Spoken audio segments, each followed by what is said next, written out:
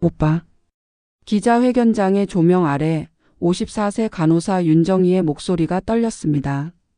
30년 전 그날, 내가 오빠를 살렸을 때는 몰랐어요. 오빠가 이런 사람이 될 줄은. 병원장 김태준. 아니, 그녀가 30년 전 전투의무대 시절 목숨을 구했던 바로 그 전우가 마이크 앞에 섰습니다. 정희야, 내가 너를 살린 건 이런 걸 하라고가 아니었어. 그의 손이 떨렸습니다. 분노인지 배신감인지 아니면 두려움인지. 아니에요, 오빠. 정희의 눈에서 눈물이 흘렀습니다. 하지만 그녀의 목소리는 단호했습니다. 내가 오빠를 살린 건 오빠가 환자들을 죽이라고 한 게 아니었어요. 20년 경력의 평범한 간호사. 하지만 아무도 몰랐습니다. 그녀가 과거 군 특수부대 전투의무대 출신이라는 것을. 그리고 그녀가 병원 내 거대한 비리 조직과 맞서게 될 것이라는 것을. 지금부터 들려드릴 이야기는 한 여성이 20년간 지켜온 평범한 삶을 버리고 양심을 지키기 위해 싸운 253일간의 기록입니다. 이것은 단순한 이야기가 아닙니다. 대한민국 어딘가에서 지금도 벌어지고 있을지 모르는 우리 모두의 이야기입니다. 2024년 3월 11일 월요일. 경상북도 의성군에 있는 청솔요양병원. 54세 간호사 윤정희는 오늘도 어김없이 새벽 5시 30분에 눈을 떴습니다. 스마트폰 알람이 울리기 5분 전이었죠. 20년 넘게 이 시간에 일어나다 보니 이젠 알람 없이도 정확히 이 시간에 눈이 떠졌습니다. 남편 강민수는 아직 곤히 자고 있었습니다. 그는 지역 농협에서 일하는 평범한 직원이었고 출근 시간이 8시 30분이라 정희보다 늦게 일어났습니다. 정희는 소리 내지 않으려 조심스럽게 이불을 걷어내고 일어났습니다. 세면대에서 찬물로 얼굴을 씻으며 거울을 봤습니다. 거울 속 여인의 얼굴엔 세월의 흔적이 역력했습니다. 눈가의 잔주름, 어느새 반백이 된 머리카락. 벌써 54살이라니. 혼잣말을 중얼거리며 머리를 묶었습니다. 간호사로 일한 지 꼭 20년. 그전엔 군대에서 10년을 있었으니 인생의 절반 이상을 환자를 돌보며 살아온 셈이었습니다. 6시 정각. 간단히 미역국과 밥으로 아침을 먹고 정희는 집을 나섰습니다. 3월의 새벽 공기는 아직 쌀쌀했습니다. 하지만 봄이 오고 있다는 걸 느낄 수 있었죠. 길가의 개나리가 노란 꽃망울을 터뜨리기 시작했으니까요. 차를 몰고 병원까지는 약 15분. 시골길이라 아침 출근길에도 차가 막히는 일은 없었습니다. 라디오에서는 아침 뉴스가 흘러나왔습니다. 보건복지부는 요양병원에 대한 감사를 강화하겠다고 밝혔습니다. 최근 일부 요양병원에서 허위 입원과 과잉 진료 등의 문제가. 정희는 라디오를 껐습니다. 굳이 아침부터 그런 뉴스를 들을 필요는 없었습니다. 6시 40분. 병원 주차장에 차를 세웠습니다. 청솔요양병원은 지상 4층 규모의 그리 크지 않은 병원이었습니다. 입원 환자는 약 120명. 대부분이 70대 이상의 노인 환자들이었습니다. 치매, 중풍, 만성질환으로 장기 입원한 분들이었죠. 정희 선생님 일찍 오셨네요. 현관에서 야간 근무를 서던 젊은 간호조무사 김민지가 반갑게 인사했습니다. 올해 27살. 정희의 딸과 비슷한 나이였습니다. 밤 근무 어땠어요? 다들 잘 주무셨어요. 302호 할머니께서 새벽에 한번 깨셨는데 물 한 잔 드시고 다시 주무셨어요. 수고했어요. 얼른 들어가서 쉬어요. 네, 선생님도 좋은 하루 되세요. 민지는 피곤한 얼굴로 병원을 나섰습니다. 정희는 간호사실로 향했습니다. 로커에서 가운을 꺼내 입고 명찰을 달았습니다. 간호사 윤정희. 20년 동안 달고 다닌 명찰이었습니다. 손목시계를 차고 청진기를 목에 걸었습니다. 7시 정각. 아침 회의 시작하겠습니다. 수간호사 박순자가 회의를 주재했습니다. 박순자는 올해 58세로 정희보다 4년 선배였습니다. 이 병원에서만 25년을 일한 베테랑이었죠. 오늘 새로 입원하시는 분이 2분 계십니다. 401호의 박철수 환자분 83세 남성 중풍으로. 회의가 진행되는 동안 정희는 노트에 메모를 했습니다. 담당 병동의 환자 상태, 투약사항, 주의사항 등을 꼼꼼히 적어 내려갔습니다. 그리고 박순자가 잠시 말을 멈췄습니다.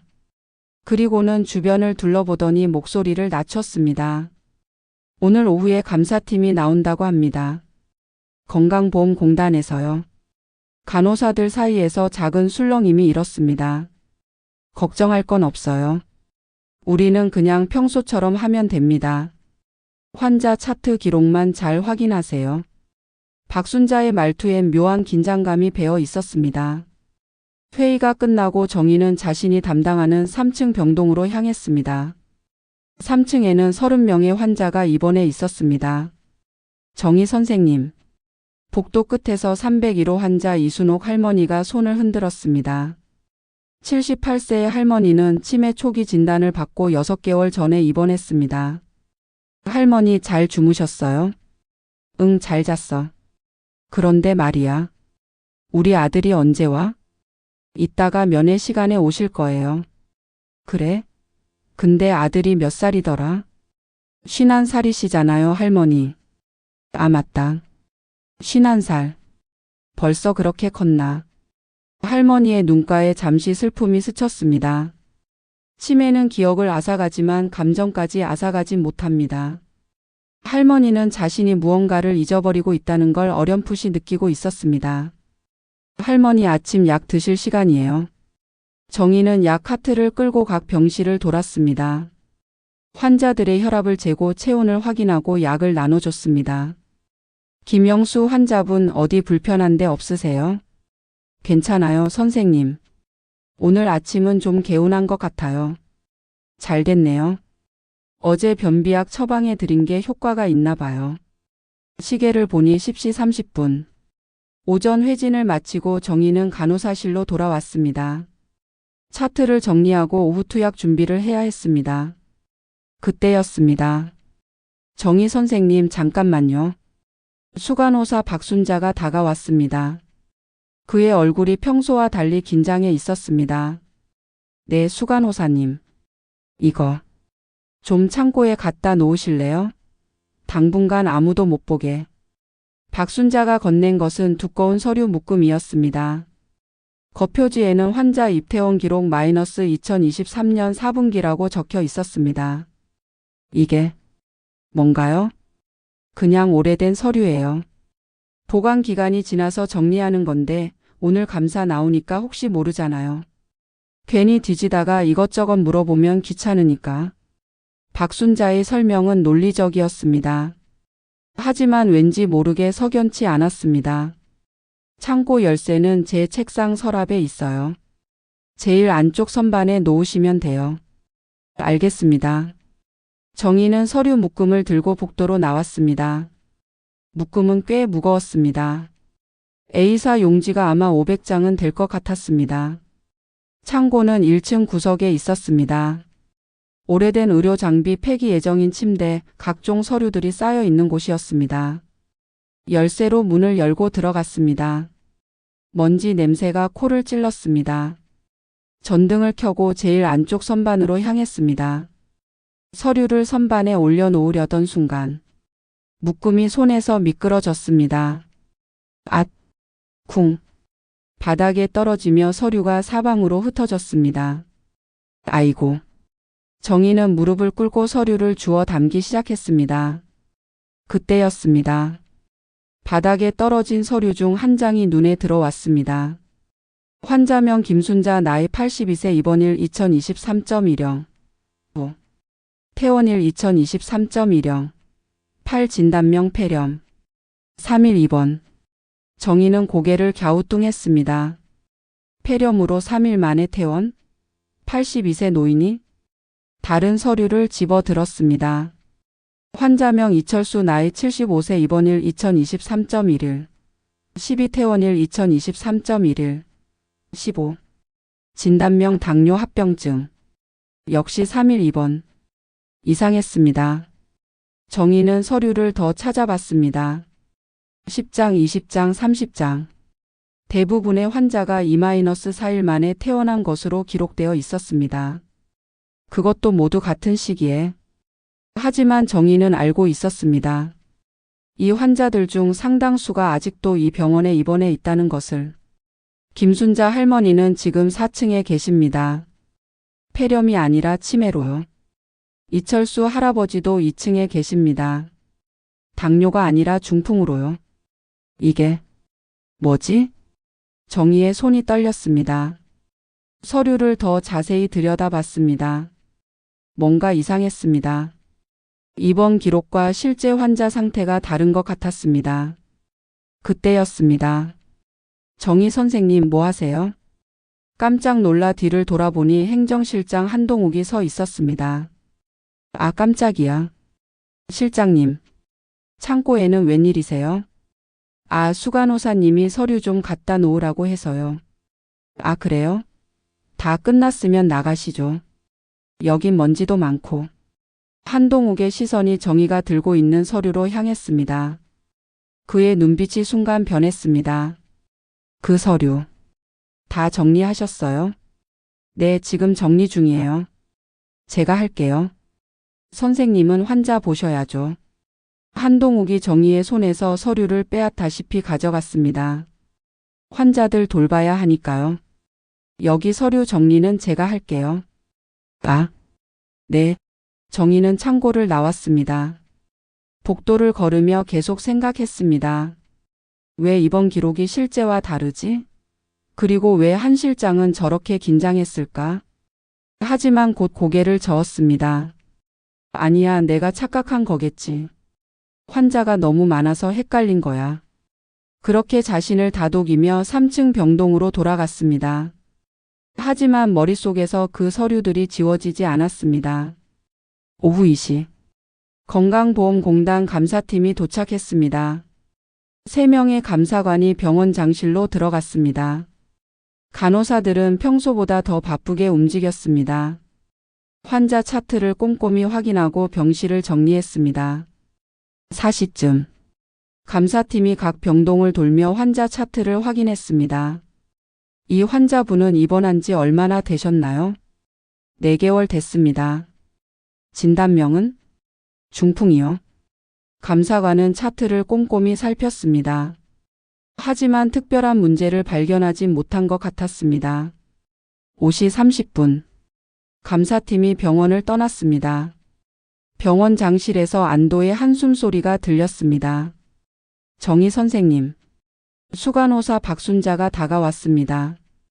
오늘 수고 많았어요. 덕분에 감사 잘 넘어갔어요. 제가 뭘 한 게 있어야죠.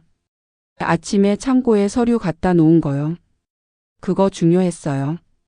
박순자는 웃으며 정희의 어깨를 두드렸습니다. 하지만 정희는 웃을 수 없었습니다. 왜 그 서류가 중요했을까?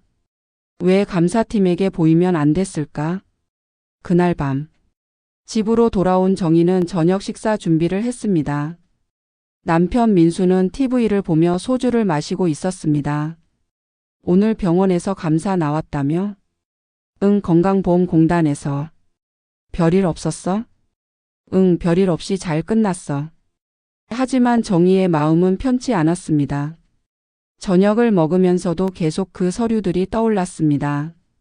내가 착각한 걸까? 김순자 할머니가 정말 10월에 퇴원했다가 다시 입원한 걸까? 아니었습니다. 정희는 확신했습니다. 김순자 할머니는 작년 8월에 입원하신 뒤 한 번도 퇴원하지 않았습니다. 정희 자신이 그때부터 할머니를 돌봐왔으니까요. 식사를 마치고 설거지를 했습니다. 민수는 소파에 누워 TV를 보고 있었습니다. 여보, 나 먼저 잘게. 그래, 수고했어. 정희는 방으로 들어가 불을 껐습니다. 하지만 잠이 오지 않았습니다. 천장을 바라보며 생각에 잠겼습니다. 내일 병원 가면 환자 기록을 확인해 봐야겠어. 다음 날 아침. 정희는 평소보다 30분 일찍 병원에 도착했습니다. 간호사실에는 아직 아무도 없었습니다.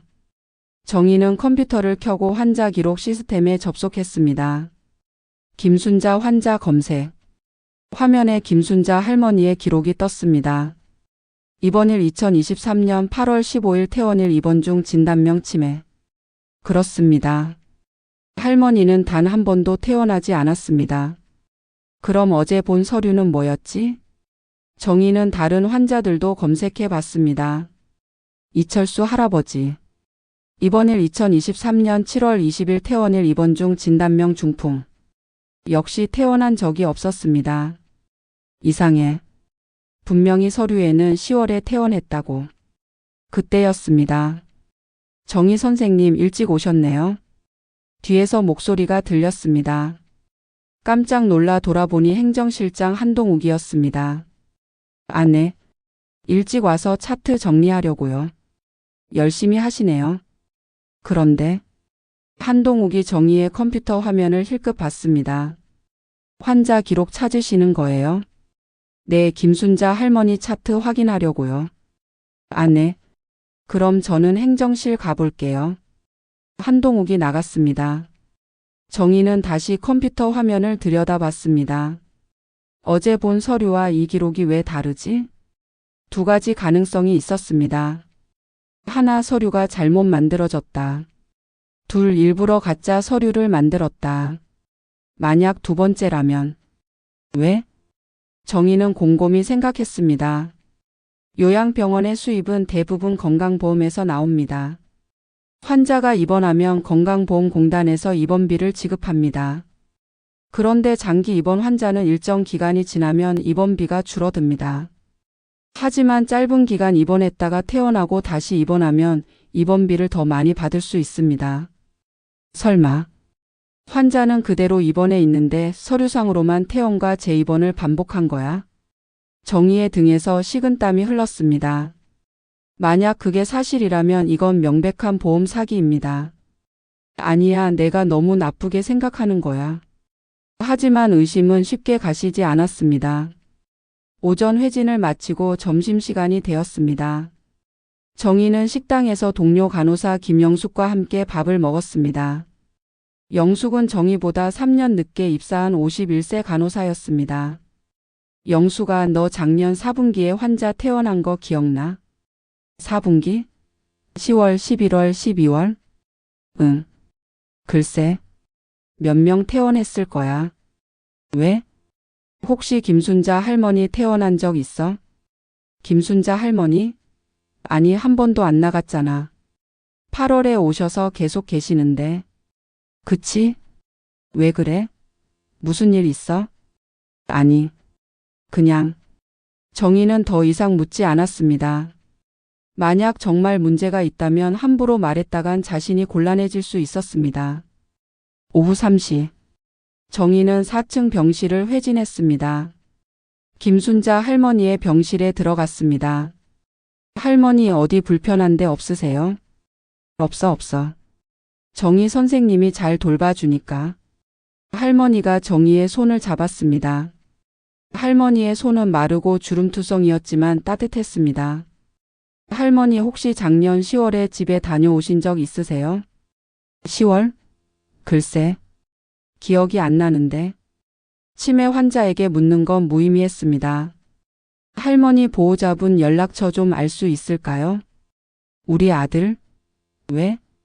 아니, 그냥 면회 일정 확인하려고요. 정희는 간호사실로 돌아와 김순자 할머니의 보호자 연락처를 확인했습니다. 아들 김민호 51세. 전화를 걸었습니다. 여보세요? 안녕하세요. 청솔요양병원 간호사 윤정희입니다. 김순자 할머니 보호자시죠? 네. 우리 어머니 무슨 일 있으세요? 아니요, 별일 없으세요. 제가 확인할 게 있어서 전화 드렸는데요. 혹시 작년 10월에 할머니 퇴원하신 적 있으세요? 10월요? 아니요, 한 번도 집에 안 모셨는데요. 8월에 입원하신 뒤로 계속 병원에 계시잖아요. 네. 제가 기록을 잘못 봤나 봐요. 혹시 어머니 퇴원해야 하는 건가요? 아니요, 그런 건 아니에요. 확인차 여쭤본 거예요. 네. 그럼 다행이네요.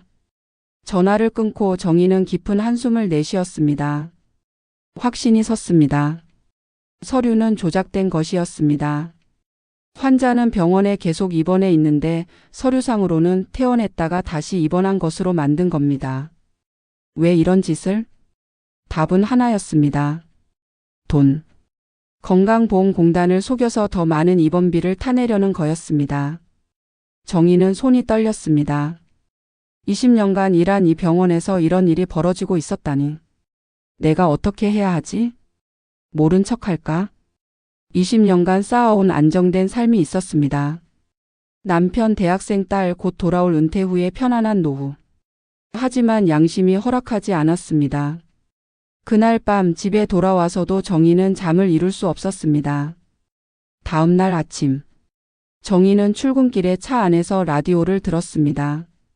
최근 일부 요양병원에서 허위 청구로 수백억 원대의 건강보험료를 부정 수급한 사실이 드러났습니다. 이는 국민 모두의 보험료로. 정희는 라디오를 껐습니다. 병원에 도착해서 평소처럼 환자들을 돌봤습니다. 하지만 머릿속은 온통 그 서류 생각뿐이었습니다. 점심시간. 정희는 혼자 병원 뒤편 정원 벤치에 앉았습니다. 누군가 다가오는 발소리가 들렸습니다. 정희 선생님. 돌아보니 행정실장 한동욱이었습니다. 실장님. 혼자 밥 안 드세요? 입맛이 없어서요. 한동욱이 정희 옆에 앉았습니다. 선생님, 제가 하나 여쭤봐도 될까요? 네. 그저께 창고에서 서류 보셨죠? 정희의 심장이 쿵 내려앉았습니다. 네? 그 서류 내용 말이에요.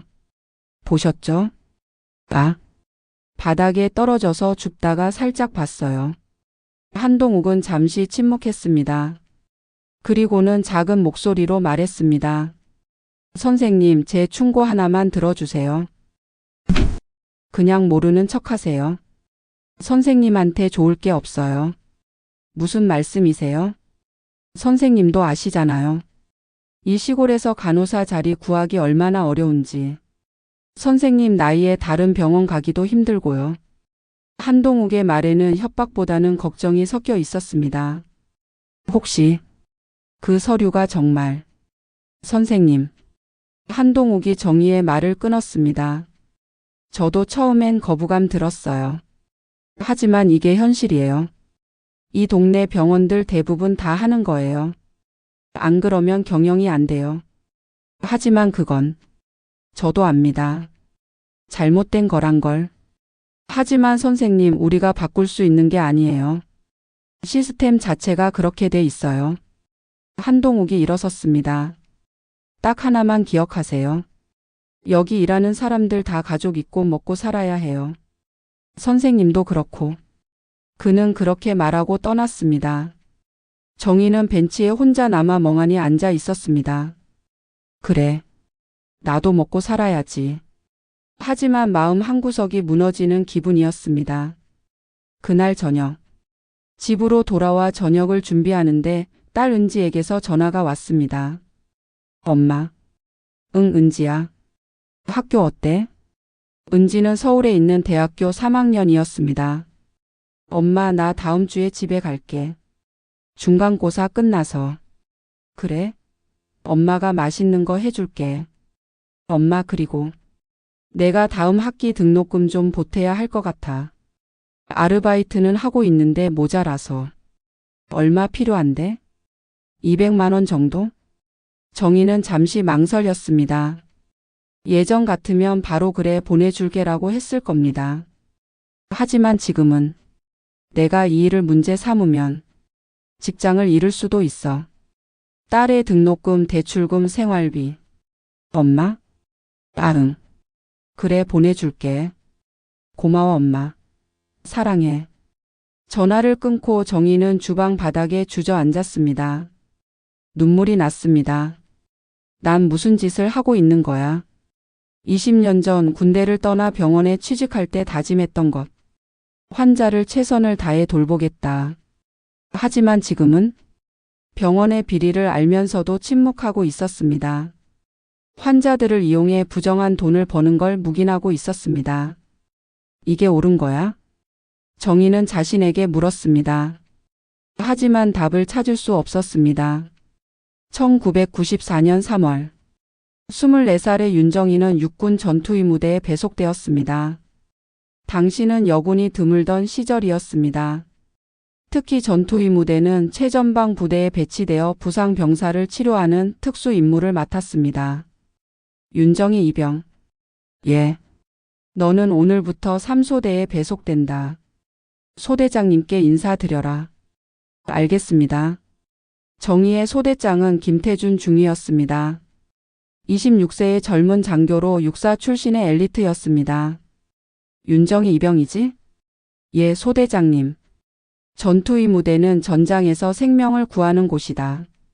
내 손 하나가 전우의 생사를 가른다는 걸 명심해라. 알겠습니다. 정의는 긴장했습니다.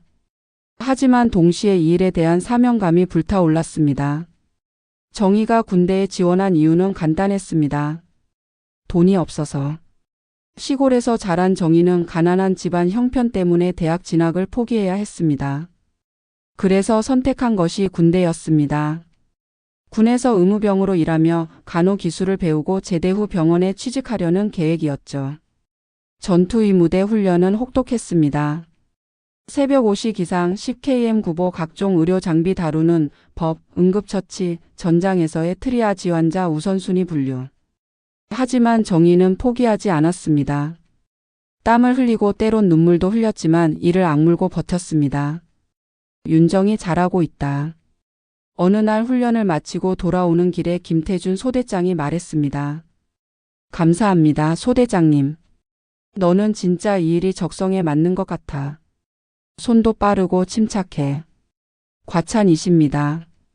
나중에 제대하면 뭐 할 거야? 병원에 취직하려고요. 그래, 너라면 좋은 간호사가 될 거야. 김태준 소대장은 정의에게 좋은 선배이자 멘토였습니다. 하지만 1995년 여름, 그들의 관계는 생사를 가르는 순간을 맞이하게 됩니다. 1995년 7월 15일, 폭우가 쏟아지던 날이었습니다. 전방 GOP 일반 전초에서 급박한 무전이 들어왔습니다. 야간 순찰 중 낙석 사고 발생. 부상자 3명. 그중 1명 중상. 전투위 무대가 즉시 출동했습니다. 정의도 의무 장비를 메고 헬기에 올랐습니다. 현장에 도착했을 때 참혹한 광경이 펼쳐졌습니다. 산사태로 인한 낙석에 3명의 병사가 깔려 있었습니다. 빨리. 정의는 재빨리 부상자들에게 달려갔습니다. 첫 번째 병사 다리 골절. 생명에는 지장 없음. 두 번째 병사 팔 골절과 타박상. 역시 생명에는 지장 없음. 세 번째 병사. 소대장님. 정의가 비명을 질렀습니다. 김태준 중위였습니다. 그는 큰 바위에 깔려 복부에서 피를 흘리고 있었습니다. 소대장님. 정신 차리세요. 정의의 손이 떨렸습니다. 복부 관통상.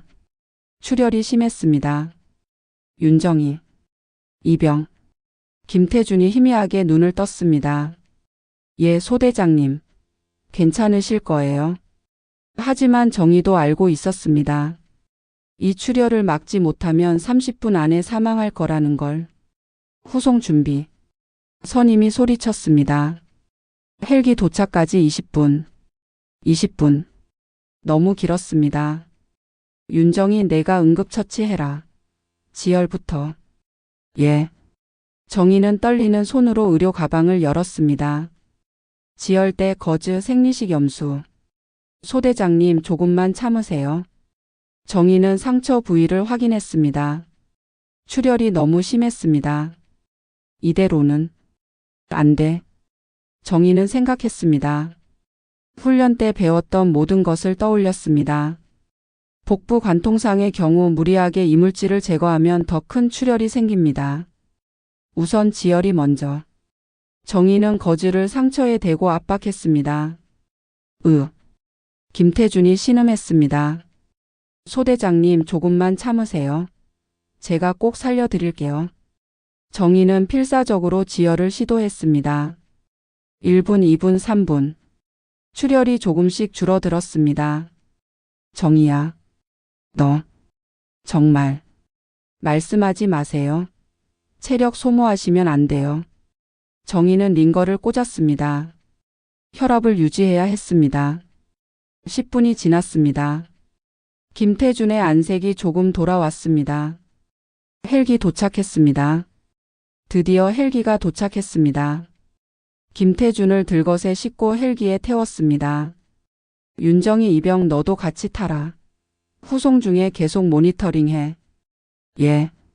정희는 헬기에 올라 김태준 옆에 앉았습니다. 헬기가 이륙했습니다. 병원까지는 30분. 정희는 계속 김태준의 맥박과 혈압을 체크했습니다. 소대장님 괜찮으세요?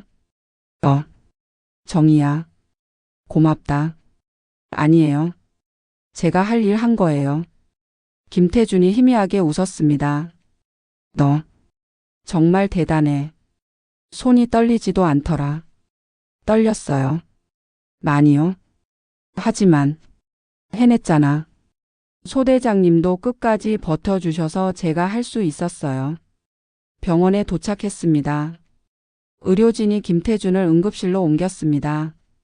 정희는 복도에 주저앉았습니다. 긴장이 풀리자 온몸이 떨렸습니다. 살아 계실까?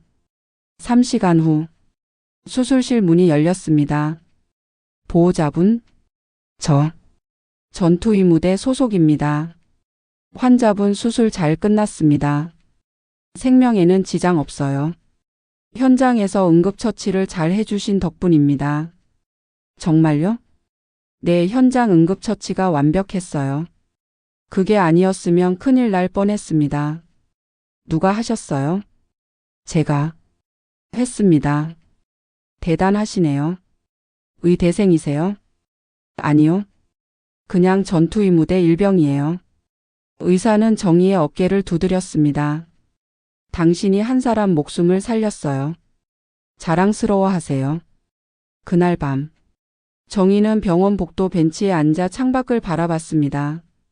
비는 그쳤고 별이 빛나고 있었습니다. 나는 사람을 살릴 수 있구나. 그날 정희는 깨달았습니다. 자신의 손이, 자신의 지식이 누군가의 생명을 구할 수 있다는 것을, 그리고 그것이 얼마나 값진 일인지를. 나는 평생 이 일을 할 거야. 사람을 살리는 일. 그것이 정희의 다짐이었습니다. 김태준은 2개월간의 입원 치료 끝에 회복했습니다. 정희야.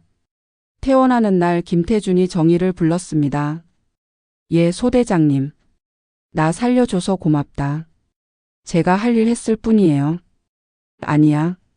내가 아니었으면 난 죽었어. 너는 나한테 2번째 인생을 준 거야. 김태준은 진지한 표우로 말했습니다. 정희야, 너 제대하면 뭐 할 거라고 했지? 병원 취직? 네, 내가 도와줄게. 우리 집안에 의사 선배들이 많아. 좋은 병원 소개해 줄 수 있어. 감사합니다, 소대장님. 그리고 하나 약속해줘. 네? 평생 이 일 해. 사람 살리는 일. 너는 이 일에 소명이 있어. 오늘 내가 살아있는 건 내 덕분이야. 그리고 앞으로 내가 살릴 수많은 사람들도 내 손을 기다리고 있어. 김태준의 말이 정희의 가슴에 깊이 새겨졌습니다. 1997년 2월 정희는 만기 제대를 했습니다. 김태준의 소개로 서울의 한 대학병원에 취직할 수 있었습니다. 하지만 1년 후 정희는 서울을 떠나 고향인 의성으로 돌아왔습니다. 이유는 간단했습니다. 어머니가 쓰러지셨기 때문입니다. 정희야, 미안하다. 병상에 누운 어머니가 말했습니다. 무슨 말씀을 하세요, 엄마? 내가 겨우 서울에서 자리 잡았는데. 엄마 때문에?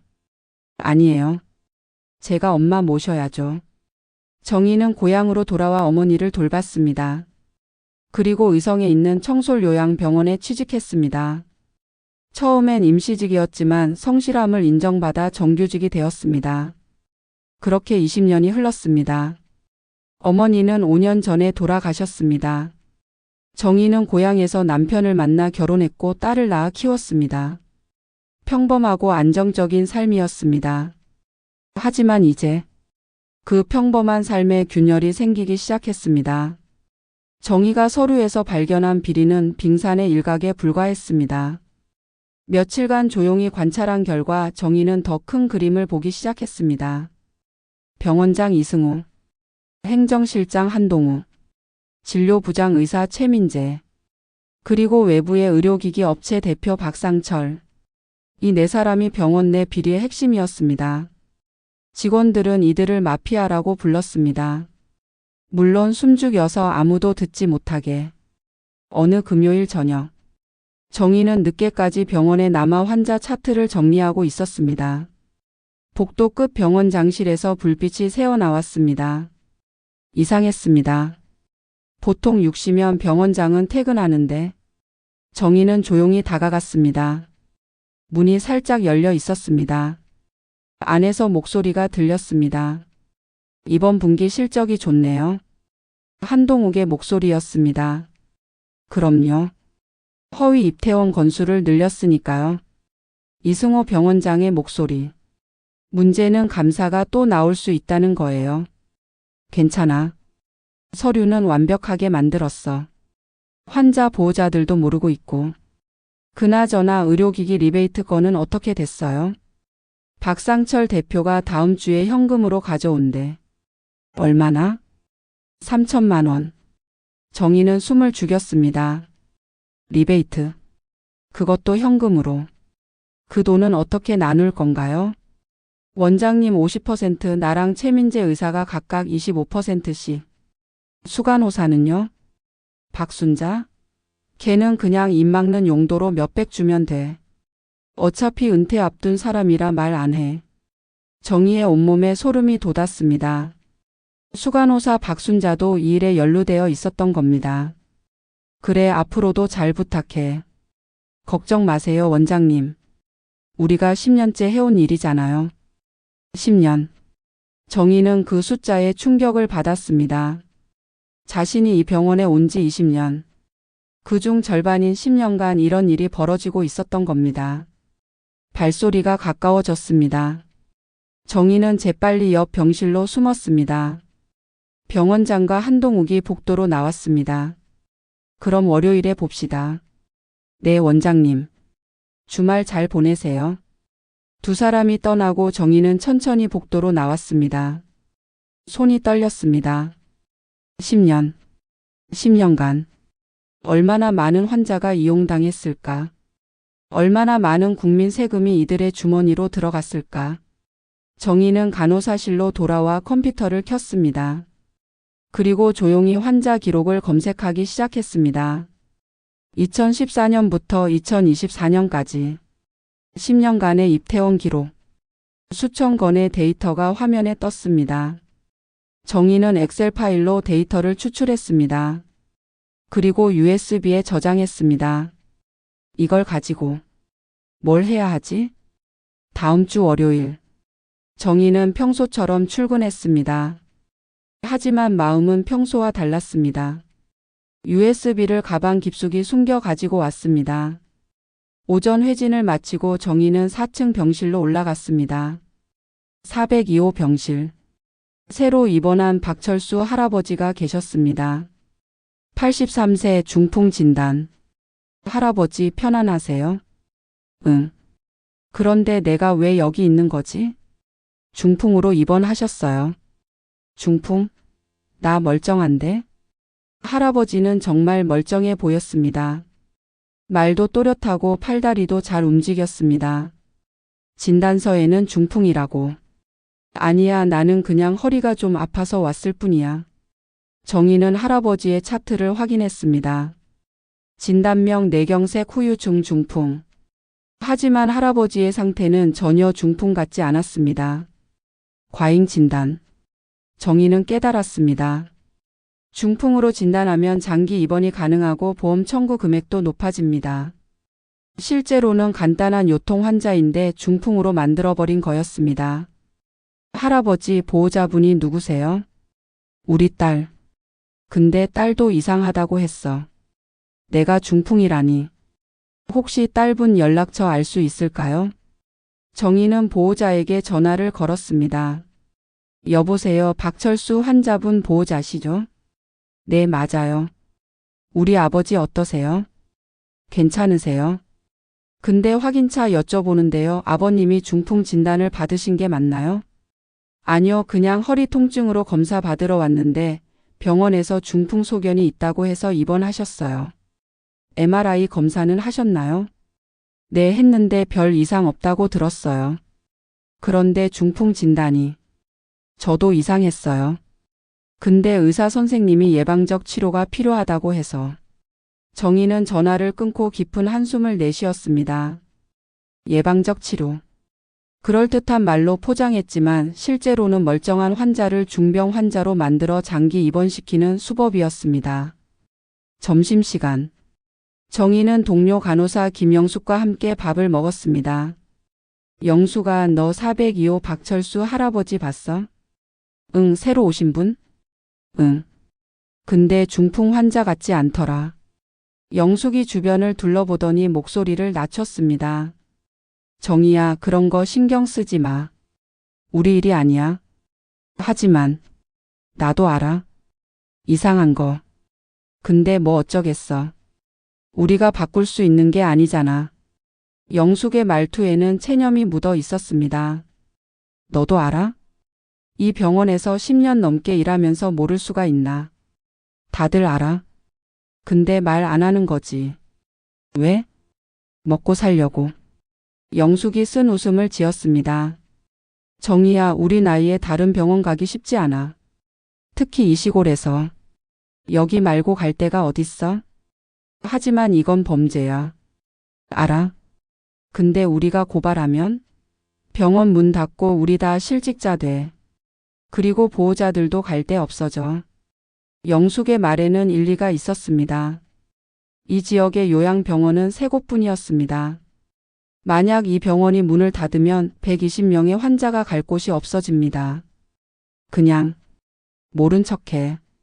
우리를 위해서. 영숙은 그렇게 말하고 식판을 들고 일어났습니다. 정희는 혼자 남아 밥을 먹었습니다. 하지만 목구멍으로 넘어가지 않았습니다. 그날 오후 정희는 간호사실에서 서류 작업을 하고 있었습니다. 수간호사 박순자가 다가왔습니다. 정희 선생님. 네, 수간호사님. 요즘 무슨 고민 있어요? 아니요, 없는데요. 얼굴에 다 써 있어요. 뭔가 걱정거리가 있는 것 같은데. 박순자는 정희 옆에 앉았습니다. 선생님, 제가 이 병원에서 25년 일했어요. 정희 선생님보다 5년 더 오래 있었죠. 네. 그 세월 동안 참 많은 걸 봤어요. 좋은 것도 나쁜 것도. 박순자가 창밖을 바라보며 말했습니다. 처음엔 저도 정의감에 불탔어요. 잘못된 건 고쳐야 한다고 생각했죠. 근데 시간이 지나면서 깨달았어요. 세상은 그렇게 단순하지 않다는 걸. 무슨 말씀이세요? 병원이 살아남으려면 돈이 필요해요. 의사도 간호사도 환자도 다 먹고 살아야 해요. 이상과 현실 사이에 타협이 필요한 거죠. 박순자가 정희를 똑바로 바라봤습니다. 정희 선생님, 혹시 뭔가 이상한 거 발견했어요? 정희의 심장이 빠르게 뛰었습니다. 아니요. 거짓말 마세요. 제가 25년간 사람 봐왔어요. 선생님 얼굴에 다 써 있어요. 들으세요. 여기서 일하고 싶으면 보지 말아야 할 것도 있어요. 박순자의 목소리가 차갑게 식었습니다. 선생님한테는 대학생 딸이 있잖아요. 등록금, 생활비. 그리고 남편분도 정년까지 얼마 안 남았죠. 노후 준비해야 하고. 그게 무슨 협박이 아니에요. 충고예요. 현명하게 생각하라는 거죠. 박순자가 일어서며 마지막으로 말했습니다. 저도 처음엔 선생님 같았어요. 하지만 지금은 은퇴를 3년 앞두고 있어요. 조용히 이 시간을 보내고 싶어요. 선생님도 그러셨으면 좋겠어요. 박순자가 떠나고 정희는 멍하니 앉아 있었습니다. 주변 동료들이 모두 침묵하고 있었습니다. 알면서도 모른 척하고 있었습니다. 왜? 생계 때문에. 가족 때문에, 안정 때문에, 정의도 같은 이유로 침묵해야 할까요? 그날 저녁, 집으로 돌아가는 길에 정의는 차를 길가에 세웠습니다. 핸들을 잡은 손이 떨렸습니다. 눈물이 흘렀습니다. 나는 왜 이렇게 약한 거야? 30년 전 군대에서 김태준을 살렸을 때의 그 용기는 어디로 간 걸까요?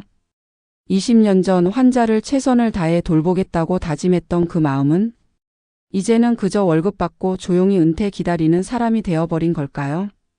핸드폰이 울렸습니다. 딸 은지였습니다. 엄마, 나 다음 주 금요일에 집에 갈게. 친구들이랑 MT 가려고 돈 좀 더 필요한데. 얼마? 50만 원만. 정희는 아무 말도 할 수 없었습니다. 엄마? 안 되면 괜찮아. 아르바이트 더 할게. 아니, 보내줄게. 고마워 엄마. 사랑해. 전화를 끊고 정희는 핸들에 머리를 기댔습니다. 딸의 웃는 목소리, 남편의 평온한 일상, 자신의 안정된 생활. 이 모든 것을 지키려면 침묵해야 했습니다. 하지만 환자들은, 그들의 권리는, 국민들의 세금은, 정의는 갈림길에 서 있었습니다. 2024년 4월 2일, 정의는 평소처럼 출근했습니다. 하지만 그날 아침 이상한 일이 있었습니다. 주차장에 낯선 차가 서 있었습니다. 검은색 제네시스. 번호판을 기억해뒀습니다. 병원으로 들어가는데 그 차에서 2명의 남자가 내렸습니다. 양복을 입은 건장한 체격의 남자들. 정의와 눈이 마주쳤습니다. 섬뜩했습니다. 그들의 눈빛이 차가웠습니다. 정의는 재빨리 병원으로 들어갔습니다. 간호사실에 가니 수간호사 박순자가 긴장한 얼굴로 서 있었습니다. 모두 들으세요. 박순자가 간호사들을 모았습니다. 오늘부터 며칠간 외부 감사가 진행됩니다. 여러분은 평소처럼 일하시면 됩니다. 환자 차트는 절대 함부로 보여주지 마세요. 감사관이 요청하면 저한테 먼저 연락 주세요. 감사? 하지만 이상했습니다. 보통 감사는 사전 공지가 있습니다. 그런데 갑자기 회의가 끝나고 정의는 조용히 박순자에게 물었습니다. 수간호사님, 무슨 감사예요? 내부 감사래요. 병원 자체적으로. 갑자기요? 예. 원장님이 갑자기 지시하셨어요. 박순자의 얼굴에 불안이 역력했습니다. 정의는 직감했습니다. 내가 뭔가 발견한 걸 알고 있나? 점심시간. 정의는 혼자 병원 뒤편 정원으로 나갔습니다. 벤치에 앉아 샌드위치를 먹는데 누군가 다가왔습니다. 아침에 봤던 양복 입은 남자 중 한 명이었습니다. 윤정희 선생님이시죠? 누구세요? 저는 병원 감사팀입니다. 잠깐 이야기 좀 나눌 수 있을까요? 무슨? 최근에 환자 기록 열람하신 것 있죠? 정희의 심장이 쿵 내려앉았습니다. 환자 차트는 항상 확인하는데요. 아니, 특정 기간의 대량 데이터를 다운로드 하셨죠. 남자가 태블릿을 꺼내 보여줬습니다. 화면에는 컴퓨터 접속 기록이 떠 있었습니다. 사용자 윤정희, 날짜 2024년 3월 22일, 작업 환자 데이터 엑셀 추출. 이거 업무상 필요해서. 업무상이라면 왜 USB에 저장하셨을까요? 남자의 목소리가 차갑게 식었습니다. 선생님, 우리는 선생님을 해치려는 게 아닙니다. 다만 병원의 기밀 정보가 외부로 유출되는 걸 막아야 합니다. 기밀이요? 그 USB 어디 있습니까? 정의는 입을 다물었습니다. 남자가 한 걸음 다가왔습니다. 선생님, 협조해 주시는 게 좋을 겁니다. 선생님한테도, 선생님 가족한테도. 가족요?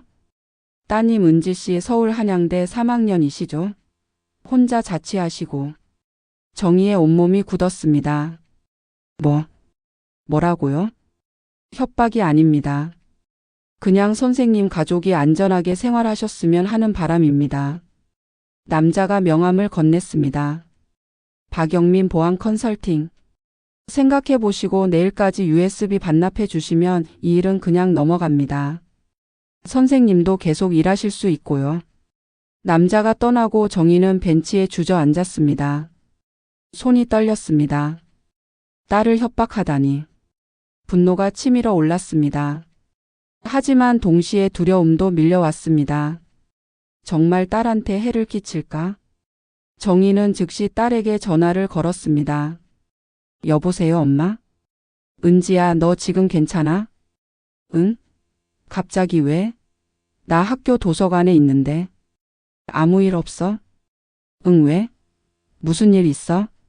아니, 그냥 조심해서 다녀.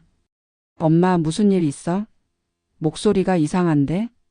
아니야, 아무것도 아니야. 공부 열심히 해. 전화를 끊고 정희는 깊은 한숨을 내쉬었습니다. 이제 선택해야 했습니다. 딸을 지킬 것인가, 정희를 택할 것인가. 그날 저녁, 집으로 돌아온 정희는 남편 민수에게 아무 말도 하지 못했습니다. 저녁을 먹으면서도 계속 생각했습니다. USB를 넘겨줘야 하나? 하지만 USB를 넘겨주면 모든 증거가 사라집니다. 병원의 비리는 계속될 것이고 수많은 환자가 계속 이용당할 겁니다. 하지만 딸이 밤 11시 정희는 잠을 이룰 수 없었습니다. 침대에 누워 천장을 바라봤습니다. 옆에서 남편이 코를 골며 자고 있었습니다. 정희는 조용히 일어나 거실로 나왔습니다. 소파에 앉아 어둠 속에서 생각했습니다. 30년 전 전투 무대 시절이 떠올랐습니다.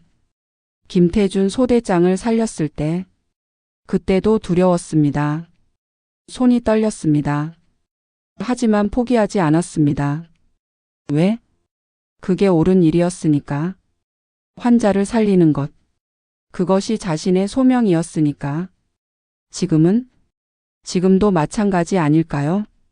환자를 지키는 것. 그것이 자신의 소명 아닐까요? 정희는 가방에서 USB를 꺼냈습니다. 작은 USB 하나. 하지만 그 안에는 수천 명의 환자 기록이 10년간의 비리 증거가 담겨 있었습니다. 나는 어떻게 해야 하지? 다음 날 아침, 정희는 평소보다 일찍 병원에 도착했습니다. 주차장에 차를 세우고 한참을 그대로 앉아 있었습니다. 들어가면 결정해야 해. 심호흡을 하고 차에서 내렸습니다. 병원으로 들어가는데 행정실장 한동욱이 나타났습니다. 정희 선생님, 실장님, 잠깐 얘기 좀 할까요? 한동욱이 정희를 구석진 복도로 데려갔습니다. 어제 우리 보안팀이 선생님한테 연락했죠? 네. USB 가져오셨어요? 정희는 대답하지 않았습니다. 한동욱이 한숨을 쉬었습니다. 선생님, 저도 선생님을 이해합니다. 양심이 불편하시죠? 저도 처음엔 그랬어요. 하지만 현실을 봐야 합니다. 선생님이 그걸 고발하면 어떻게 될까요? 비리가 밝혀지겠죠. 그리고 병원은 문을 닫고 120명의 환자가 갈 곳이 없어집니다. 10명의 직원이 일자리를 잃습니다. 그 중에는 선생님 동료들도 있어요. 한동욱의 말은 설득력이 있었습니다. 선생님 혼자만의 문제가 아니에요. 여기서 일하는 모든 사람의 문제예요. 하지만 환자들은요? 그들의 권리는요? 환자들은 잘 돌봐지고 있습니다. 서류상의 문제일 뿐이에요. 서류상의 문제? 그게 보험 사기라는 거 아세요? 한동욱의 얼굴이 굳었습니다. 선생님, 마지막으로 말씀드립니다. USB 반납하세요. 그러면 모든 게 원래대로 돌아갑니다. 만약 안 하면? 선생님 딸이 위험할 수 있습니다. 정희의 눈빛이 변했습니다. 지금 제 딸을 협박하는 겁니까? 협박이 아니라 경고입니다. 세상엔 선생님이 모르는 위험한 사람들도 있어요. 당신들이 그런 사람들이잖아요. 한동욱이 씁쓸하게 웃었습니다. 생각하세요. 오늘 오후 6시까지 USB 반납하지 않으면 우리도 어쩔 수 없습니다. 한동욱이 떠나고 정희는 그 자리에 서 있었습니다. 온몸이 떨렸습니다. 분노와 두려움과 슬픔이 뒤섞였습니다. 간호사실로 돌아가니 동료들이 모여 있었습니다. 수간호사 박순자, 김영숙, 이미란, 최수진. 모두 정희를 바라봤습니다. 정희 선생님. 박순자가 다가왔습니다. 우리 얘기 좀 할까요? 5명은 빈 회의실로 들어갔습니다. 문을 닫고 박순자가 입을 열었습니다. 정희 선생님, 우리 다 알고 있어요. 뭘요? 선생님이 병원 데이터를 빼냈다는 거요. 정희는 아무 말도 하지 않았습니다. 선생님, 우리 부탁 하나만 들어주세요. 김영숙이 눈물을 글썽이며 말했습니다. 제발. 그냥 넘어가 주세요. 영숙아. 저도 알아요. 이게 잘못된 거. 근데 어떡해요? 전 여기서 10년 일했어요. 다른 데 갈 곳도 없어요. 이미란도 거들었습니다.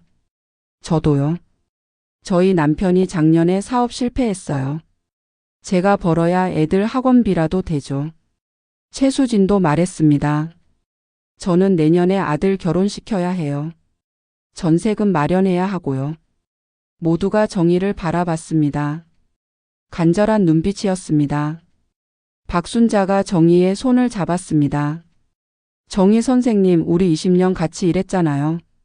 선생님이 처음 왔을 때 제가 가르쳐 줬어요. 우린 동료예요. 가족 같은. 그 가족을 배신하지 말아요. 제발. 정희는 동료들의 얼굴을 하나하나 바라봤습니다. 함께 밤샘 근무를 서고 힘든 환자를 돌보고 서로의 가족 이야기를 나눴던 사람들. 20년간 함께한 사람들. 미안해요. 정희가 작은 목소리로 말했습니다. 난 할 수 없어요. 뭐라고요? 이건 잘못된 거예요. 우리 모두 알잖아요. 김영숙이 소리쳤습니다. 그래서 뭐? 옳은 일이 뭐가 중요해요. 우리 먹고 살아야죠. 영숙아, 우리가 환자들한테 한 짓 생각해봐. 그분들도 누군가의 부모님이고 할머니, 할아버지예요. 그래도 우리가 잘 돌보고 있잖아요. 돈을 사기치면서. 침묵이 흘렀습니다. 박순자가 한숨을 쉬었습니다. 정희 선생님, 마지막으로 묻겠습니다. 정말 이 길을 가시겠어요? 네. 그럼 우리는 선생님의 동료가 아닙니다. 앞으로 선생님이 어떤 일을 당하든 우리는 모릅니다. 박순자의 목소리가 차갑게 식었습니다. 좋을 대로 하세요. 하지만 후회하지 마세요. 동료들이 하나둘 회의실을 나갔습니다. 정희는 혼자 남았습니다. 20년간 쌓아온 동료애가 한순간에 무너졌습니다. 하지만 정희는 확신했습니다. 자신이 옳은 일을 하고 있다고. 오후 3시. 정희는 간호사실에서 환자 차트를 정리하고 있었습니다. 혼자였습니다. 다른 간호사들은 모두 정희를 피했습니다. 점심도 혼자 먹었습니다. 복도를 걸어도 동료들이 외면했습니다. 20년간 함께한 사람들이 하루 만에 적이 되었습니다. 오후 4시. 행정실장 한동욱이 간호사실에 들어왔습니다. 정희 선생님, 원장님이 부르십니다. 정희는 한동욱을 따라 병원장실로 향했습니다. 문을 열고 들어가니 병원장 이승호가 책상에 앉아 있었습니다. 그리고 옆에는 어제 봤던 양복 남자 2명이 서 있었습니다. 앉으세요. 이승호가 차갑게 말했습니다. 정희는 의자에 앉았습니다. 윤정희 선생님, 20년간 우리 병원에서 일하셨죠? 네. 저도 선생님을 존경합니다. 성실하고 환자들을 잘 돌보시고. 하지만 지금 선생님이 하시려는 일은 우리 모두를 파멸로 이끕니다. 이승호가 서류를 꺼냈습니다. 이게 뭔지 아세요? 정희의 인사 기록이었습니다. 선생님이 20년간 받은 월급, 보너스, 퇴직금, 적립액 모두 합치면 5억 정도 됩니다. 만약 선생님이 우리 병원을 고발하면 이 돈은 한 푼도 못 받습니다. 병원이 폐업하니까요. 이승호가 몸을 앞으로 기울였습니다. 5억이에요, 선생님. 선생님의 20년이에요. 그걸 버릴 수 있어요? 정희는 침묵했습니다. 5억. 퇴직금을 포함한 금액이지만 정희에게는 큰 돈이었습니다. 그 돈으로 딸의 결혼 자금도 마련하고 노후 준비도 할 수 있었습니다. 선생님, 현명하게 생각하세요. USB만 반납하면 모든 게 원래대로 돌아갑니다. 정희는 깊은 한숨을 내쉬었습니다. 그리고 가방에서 USB를 꺼냈습니다. 이승호의 얼. 침묵하시겠습니까? 아니면 용기를 내시겠습니까? 쉬운 선택은 아닙니다. 하지만 기억하세요. 우리가 침묵할 때 부정의는 계속됩니다. 우리가 외면할 때 피해자는 늘어갑니다. 정희는 평범한 사람이었습니다. 여러분처럼. 하지만 그녀는 선택했습니다. 용기를. 그리고 그 용기가 세상을 바꿨습니다. 작은 병원 하나에서 시작된 고발이 의료계 전체를 바꾸는 계기가 되었습니다. 이것이 용기의 힘입니다. 한 사람의 용기가 세상을 바꿀 수 있습니다. 여러분도 할 수 있습니다. 여러분의 직장에서, 여러분의 일상에서 잘못된 것을 보았을 때 침묵하지 마세요. 두려워하지 마세요. 정희처럼 용기를 내세요. 그것이 어렵다는 걸 압니다. 대가를 치러야 한다는 것도 압니다. 하지만 그 대가를 치를 가치가 있습니다. 왜냐하면 여러분의 양심이 편안해지니까요. 여러분의 자녀들이 자랑스러워하니까요. 그리고 무엇보다 세상이 조금 더 나아지니까요. 정희는 말했습니다. 나는 후회하지 않는다고. 35년간 환자를 돌보며 때로는 실패하고 때로는 길을 잃었지만 결국 그녀는 자신의 소명을 지켰습니다. 사람을 살리는 것. 그것이 그녀의 소명이었습니다. 여러분의 소명은 무엇입니까? 그것을 지키며 살고 계십니까? 아니면 어느 순간 길을 잃으셨습니까? 늦지 않았습니다. 김태준처럼 다시 시작할 수 있습니다. 지금이라도 자신을 돌아보고 처음의 그 마음으로 돌아갈 수 있습니다. 이 이야기가 여러분께 작은 용기가 되기를 바랍니다. 잘못된 것을 보았을 때 침묵하지 않는 용기. 두려워도 옳은 일을 선택하는 용기. 그리고 자신의 양심을 지키며 사는 용기. 정희의 이야기는 끝났습니다. 하지만 여러분의 이야기는 계속됩니다. 오늘 지금 이 순간부터 여러분은 어떤 선택을 하시겠습니까? 30년 전 전투의 무대에서 처음 사람을 살렸을 때의 그 마음. 나는 사람을 살릴 수 있구나. 그 마음이 지금도 변하지 않았습니다. 정희는 할아버지를 병실로 안내했습니다. 깨끗하고 밝은 병실. 창문으로는 정원이 보였습니다. 여기가 할아버지 병실입니다. 편하게 지내세요. 고맙습니다, 원장님. 정희가 병실을 나서는데 복도에서 낯익은 사람을 봤습니다. 수간호사 박순자였습니다. 청솔요양병원에서 함께 일했던, 그리고 정희를 외면했던 그 사람. 순자 선배님. 박순자가 머뭇거리며 다가왔습니다. 정희야. 어떻게 오셨어요? 할 말이 있어서. 둘은 병원 뒤편 정원으로 나갔습니다. 벤치에 나란히 앉았습니다. 정희야, 미안해. 박순자가 먼저 입을 열었습니다. 1년 전에 내가 너무했어. 너를 외면하고 심지어 원망했어. 하지만 지금 생각하면 내가 옳았어. 너 덕분에 청솔요양병원의 비리가 밝혀졌고 많은 환자가 구제받았어. 박순자의 목소리가 떨렸습니다.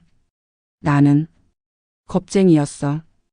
은퇴만 생각하고 편하게 살려고만 했어. 환자들보다 내 생활이 더 중요했어. 선배님. 정희야, 나 이제 은퇴했어. 청솔요양병원은 문 닫았고 나는 퇴직금도 제대로 못 받았어. 박순자가 쓸쓸하게 웃었습니다. 당연한 대가겠지. 내가 침묵한 대가. 선배님, 너무 자책하지 마세요. 아니야. 내가 자책해야 해. 25년간 간호사로 일하면서 마지막에 양심을 잃었으니까. 박순자가 정희를 바라봤습니다. 정희야, 나 다시 시작할 수 있을까? 무슨 말씀이세요? 나도 너처럼 환자를 진심으로 돌보고 싶어. 늦었지만 마지막이라도 제대로 하고 싶어. 정희는 박순자의 손을 잡았습니다. 선배님, 늦은 게 아니에요. 지금이라도 시작하면 돼요. 정말? 네.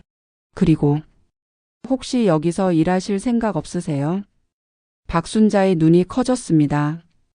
여기서? 네. 저희 병원은 경험 많은 간호사가 필요해요. 선배님 같은 분이요. 하지만 내가 너한테 그렇게 했는데. 괜찮아요. 과거는 과거예요. 중요한 건 지금이죠. 박순자의 눈에서 눈물이 흘렀습니다. 정희야. 고마워. 천만에요, 선배님. 함께해요.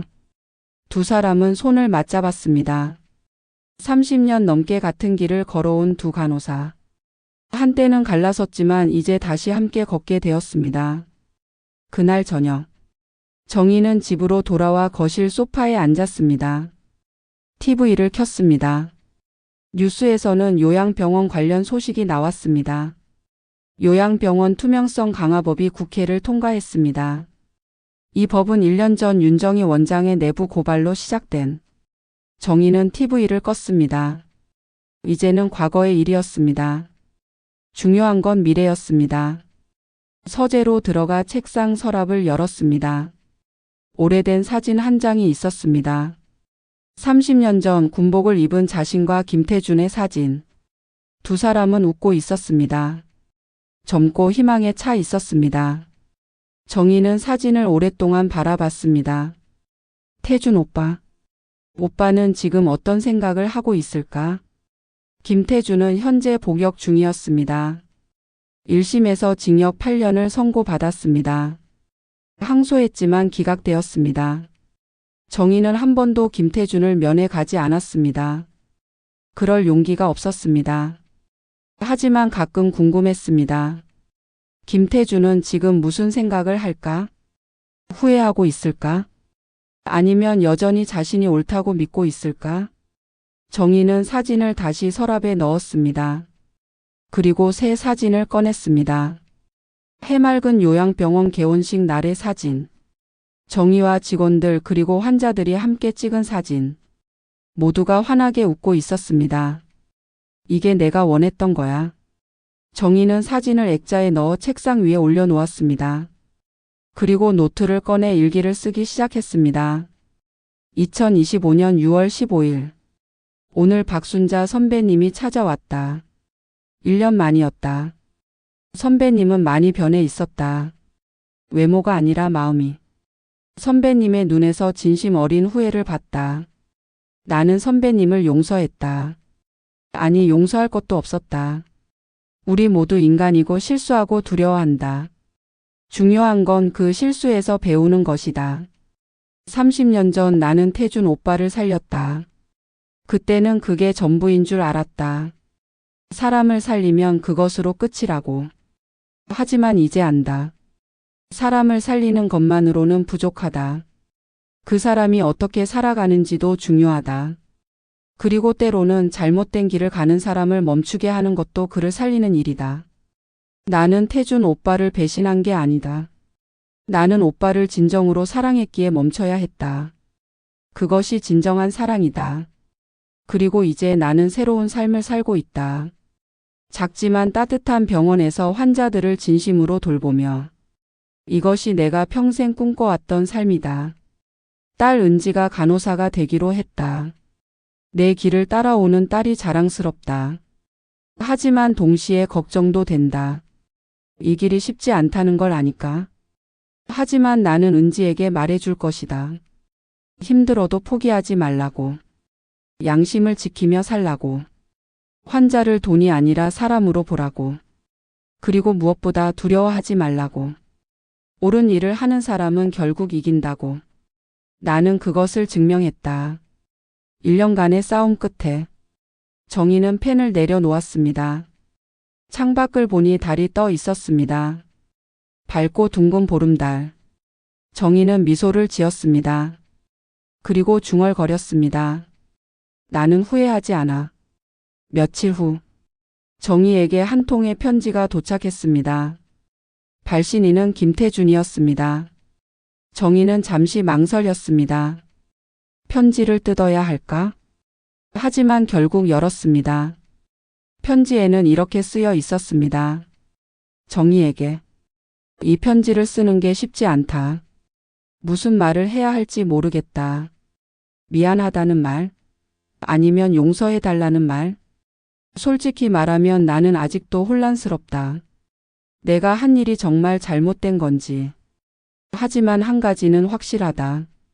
너는 용기 있는 사람이라는 것. 나보다 훨씬 더. 30년 전 내가 너한테 말했었지. 평생 이 일을 해라. 사람을 살리는 일이라고. 너는 그 말을 지켰다. 나보다 훨씬 더 잘. 나는 어디선가 길을 잃었다.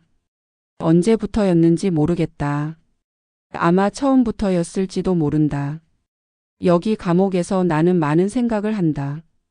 지금까지의 내 삶에 대해. 나는 성공한 의사였다. 큰 병원의 원장이었다. 돈도 많이 벌었다. 하지만 행복했나? 글쎄 모르겠다. 환자를 돌보는 의사로서의 기쁨은 언제 마지막으로 느꼈는지 기억나지 않는다. 정희야, 너는 지금 행복하니? 내가 만든 그 작은 병원에서 환자를 돌보며 행복하니? 나는 부럽다.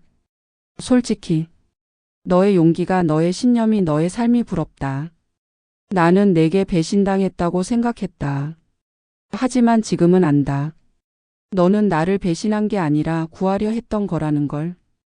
2번. 너는 나를 2번 구했다. 한 번은 30년 전 내 몸을, 그리고 한 번은 1년 전 내 영혼을. 비록 나는 아직 그 영혼을 되찾지 못했지만 언젠가는. 어쩌면. 잘 지내라, 정희야. 그리고 고맙다. 모든 것에. 김태준.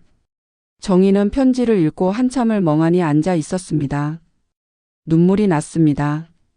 슬픔인지 안도인지 알 수 없었습니다. 하지만 한 가지는 확실했습니다. 김태준이 변하기 시작했다는 것. 아직 완전히 변한 건 아니지만 적어도 자신을 돌아보기 시작했다는 것. 정희는 편지지를 꺼내 답장을 쓰기 시작했습니다. 태준 오빠에게. 편지 잘 받았어요. 읽으면서 많이 울었어요.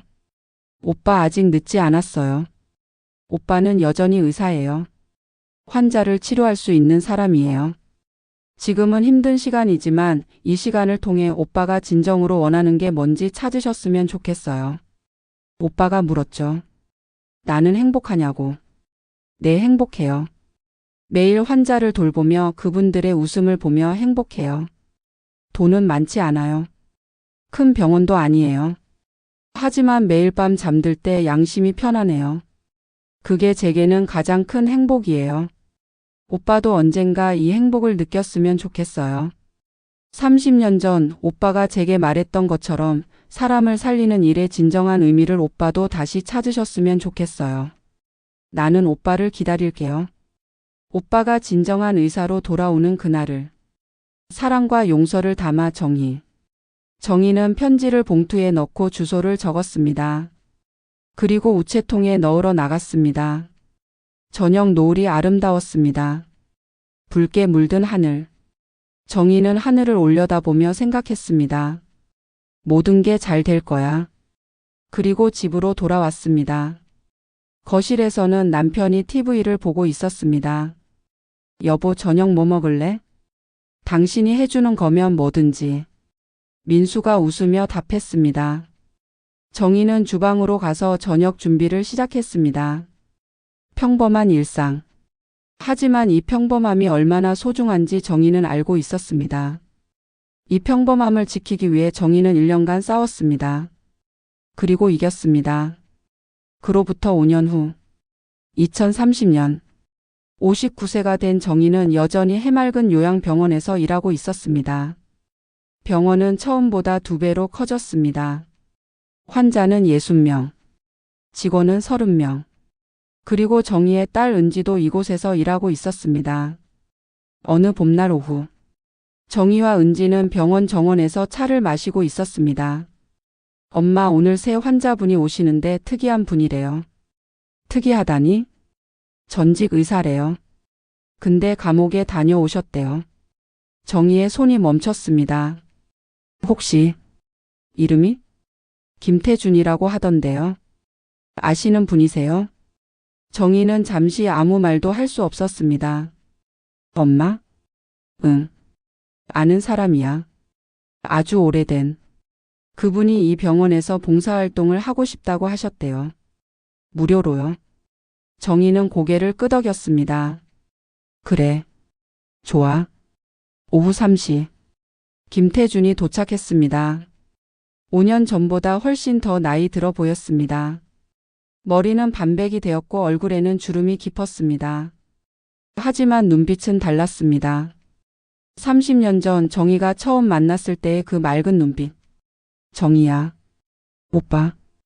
두 사람은 정원 벤치에 앉았습니다. 35년 만에 재회였습니다. 잘 지냈니? 응. 오빠는? 나도. 이제는 괜찮아. 김태준이 병원 건물을 바라봤습니다. 좋은 병원이네. 내가 만든 거지? 응. 자랑스럽다. 정말. 김태준이 정희를 바라봤습니다. 정희야, 나 5년간 감옥에서 많은 걸 생각했어. 내가 왜 의사가 되려고 했는지, 처음에 그 마음이 뭐였는지.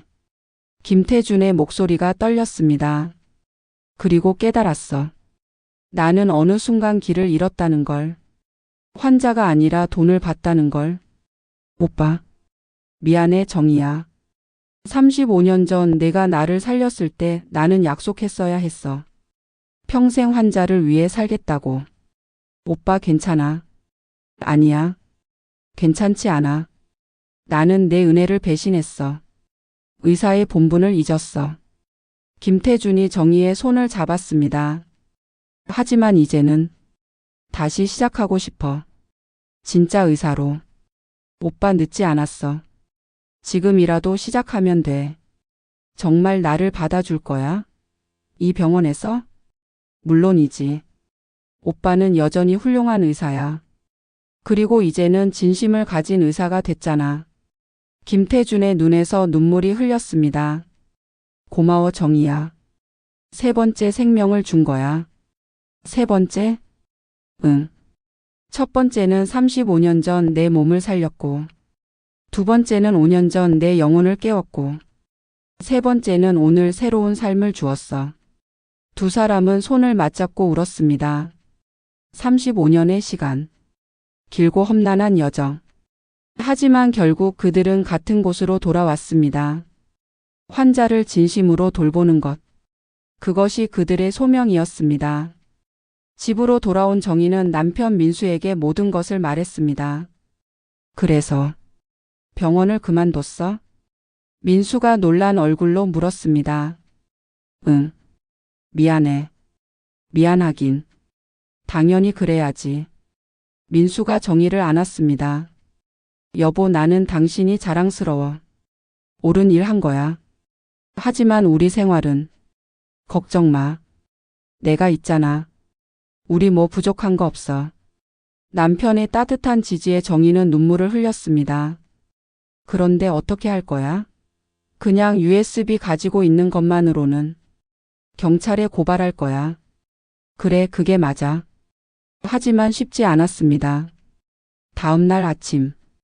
정희는 의성경찰서를 찾아갔습니다. 민원실에서 담당자를 만났습니다. 무슨 일로 오셨습니까? 요양병원의 보험 사기를 고발하러 왔습니다. 담당 경찰관이 고개를 들었습니다. 어느 병원인데요? 청솔요양병원입니다. 경찰관의 표정이 미묘하게 변했습니다. 증거가 있으세요? 네. 정희는 USB를 꺼냈습니다. 여기 10년간의 환자 데이터가 있습니다. 허위 입퇴원 기록이 수백 건입니다. 경찰관이 USB를 받아들었습니다. 이걸 어떻게 입수하셨죠? 제가 그 병원 간호사였습니다. 아? 경찰관이 난처한 표정을 지었습니다. 고발인이 내부자인 경우 절차가 좀 복잡합니다. 혹시 병원 측의 동의를 받고 가져오신 건가요? 아니요. 제가 업무 중에 확인한 겁니다. 그럼 이게 불법 취득일 수 있는데요. 네? 병원의 기밀 정보를 무단으로 가져온 거잖아요. 정희는 당황했습니다.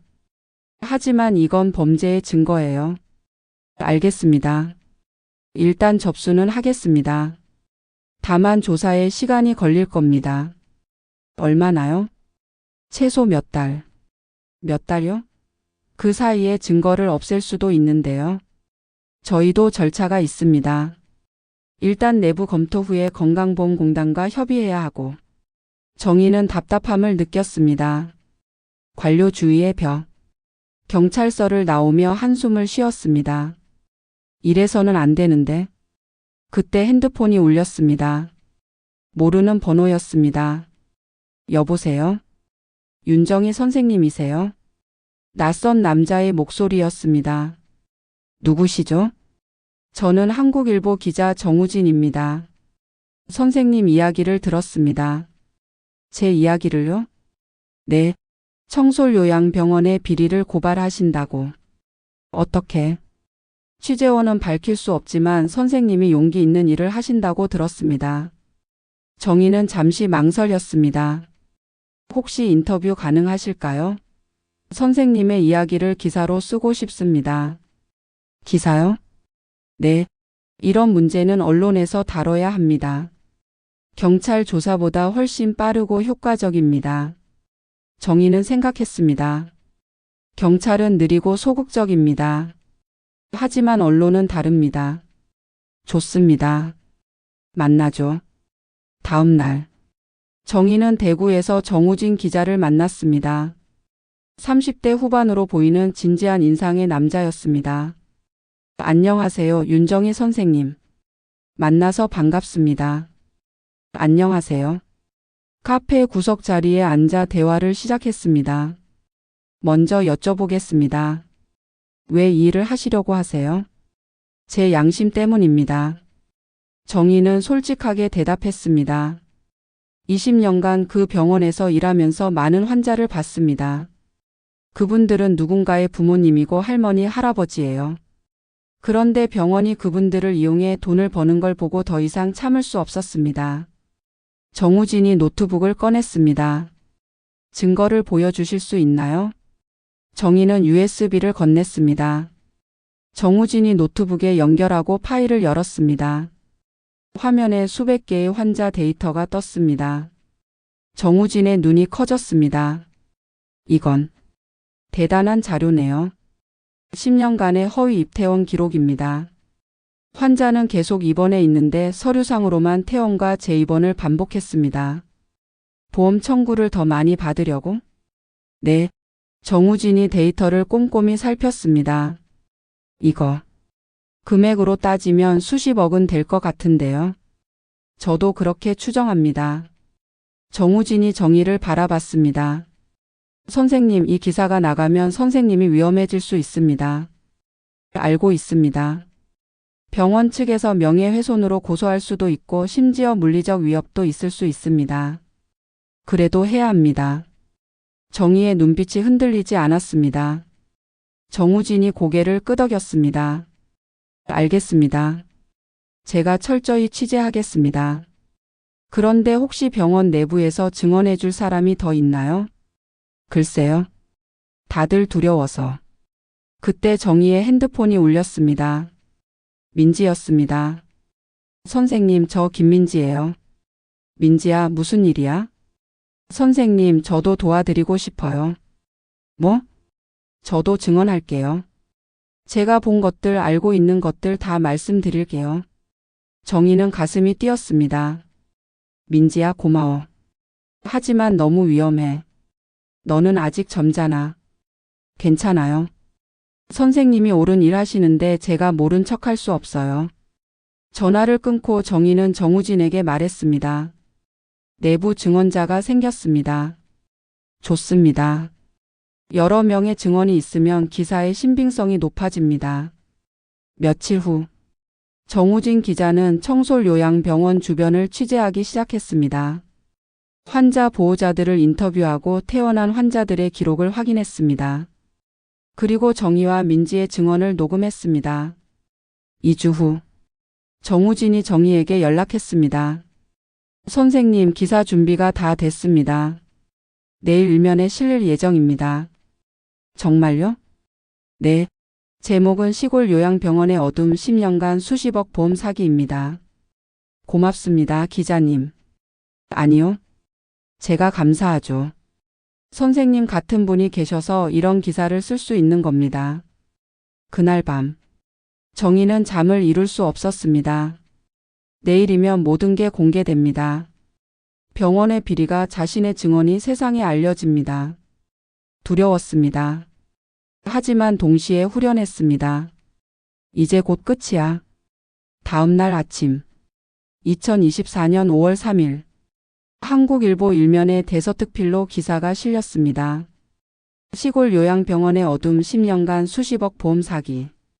부재 내부 고발자 간호사의 양심 선언. 기사는 상세했습니다. 청솔 요양병원의 허위 입퇴원, 과잉 진료 리베이트 수수. 그리고 이를 고발한 20년 경력 간호사 윤정희의 이야기. 기사는 인터넷을 통해 빠르게 퍼져나갔습니다. 포털 사이트 메인에 떴고 SNS에서 화제가 되었습니다. 댓글들이 달렸습니다. 이런 병원이 있다니 충격이다. 간호사님 용기에 박수를 보냅니다. 우리 부모님 계신 요양병원도 이런 거 아닐까? 이거 빙산의 일각 아닐까? 오전 10시. 정희의 핸드폰이 불이 났습니다. 여러 언론사에서 인터뷰 요청이 쏟아졌습니다. 방송국, 신문사, 잡지사. 저희 구시 뉴스에 출연해 주실 수 있으세요? 인터뷰 한 번만 해주세요. 선생님 이야기를 더 자세히 듣고 싶습니다. 정희는 몇몇 인터뷰에 응했습니다. 그날 저녁 KBS 구시 뉴스에 정희가 출연했습니다. 20년간 요양병원에서 일한 간호사가 병원의 대규모 보험 사기를 폭로했습니다. 정희 씨는 TV 화면에 정희의 얼굴이 나왔습니다. 모자이크 없이 당당하게. 환자들은 돈벌이 수단이 아닙니다. 그분들은 우리의 부모님이고 우리가 돌봐야 할 소중한 분들입니다. 더 이상 이런 일이 벌어져서는 안 됩니다. 정희의 목소리는 떨리지 않았습니다. 30년 전 전투의 무대에서 배운 침착함. 생사의 순간에도 흔들리지 않았던 그 침착함이 지금도 정희를 지탱했습니다. 다음 날 건강보험공단이 움직였습니다. 청솔 요양병원에 대한 특별감사가 시작되었습니다. 경찰도 수사에 착수했습니다. 병원장 이승호, 행정실장 한동욱, 진료부장 최민재. 세 사람이 소환 조사를 받았습니다. 언론은 매일 후속 보도를 내보냈습니다. 청솔 요양병원, 검찰 압수수색 요양병원 보험 사기, 전국적 실태조사 착수, 내부고발자 보호법 강화 목소리.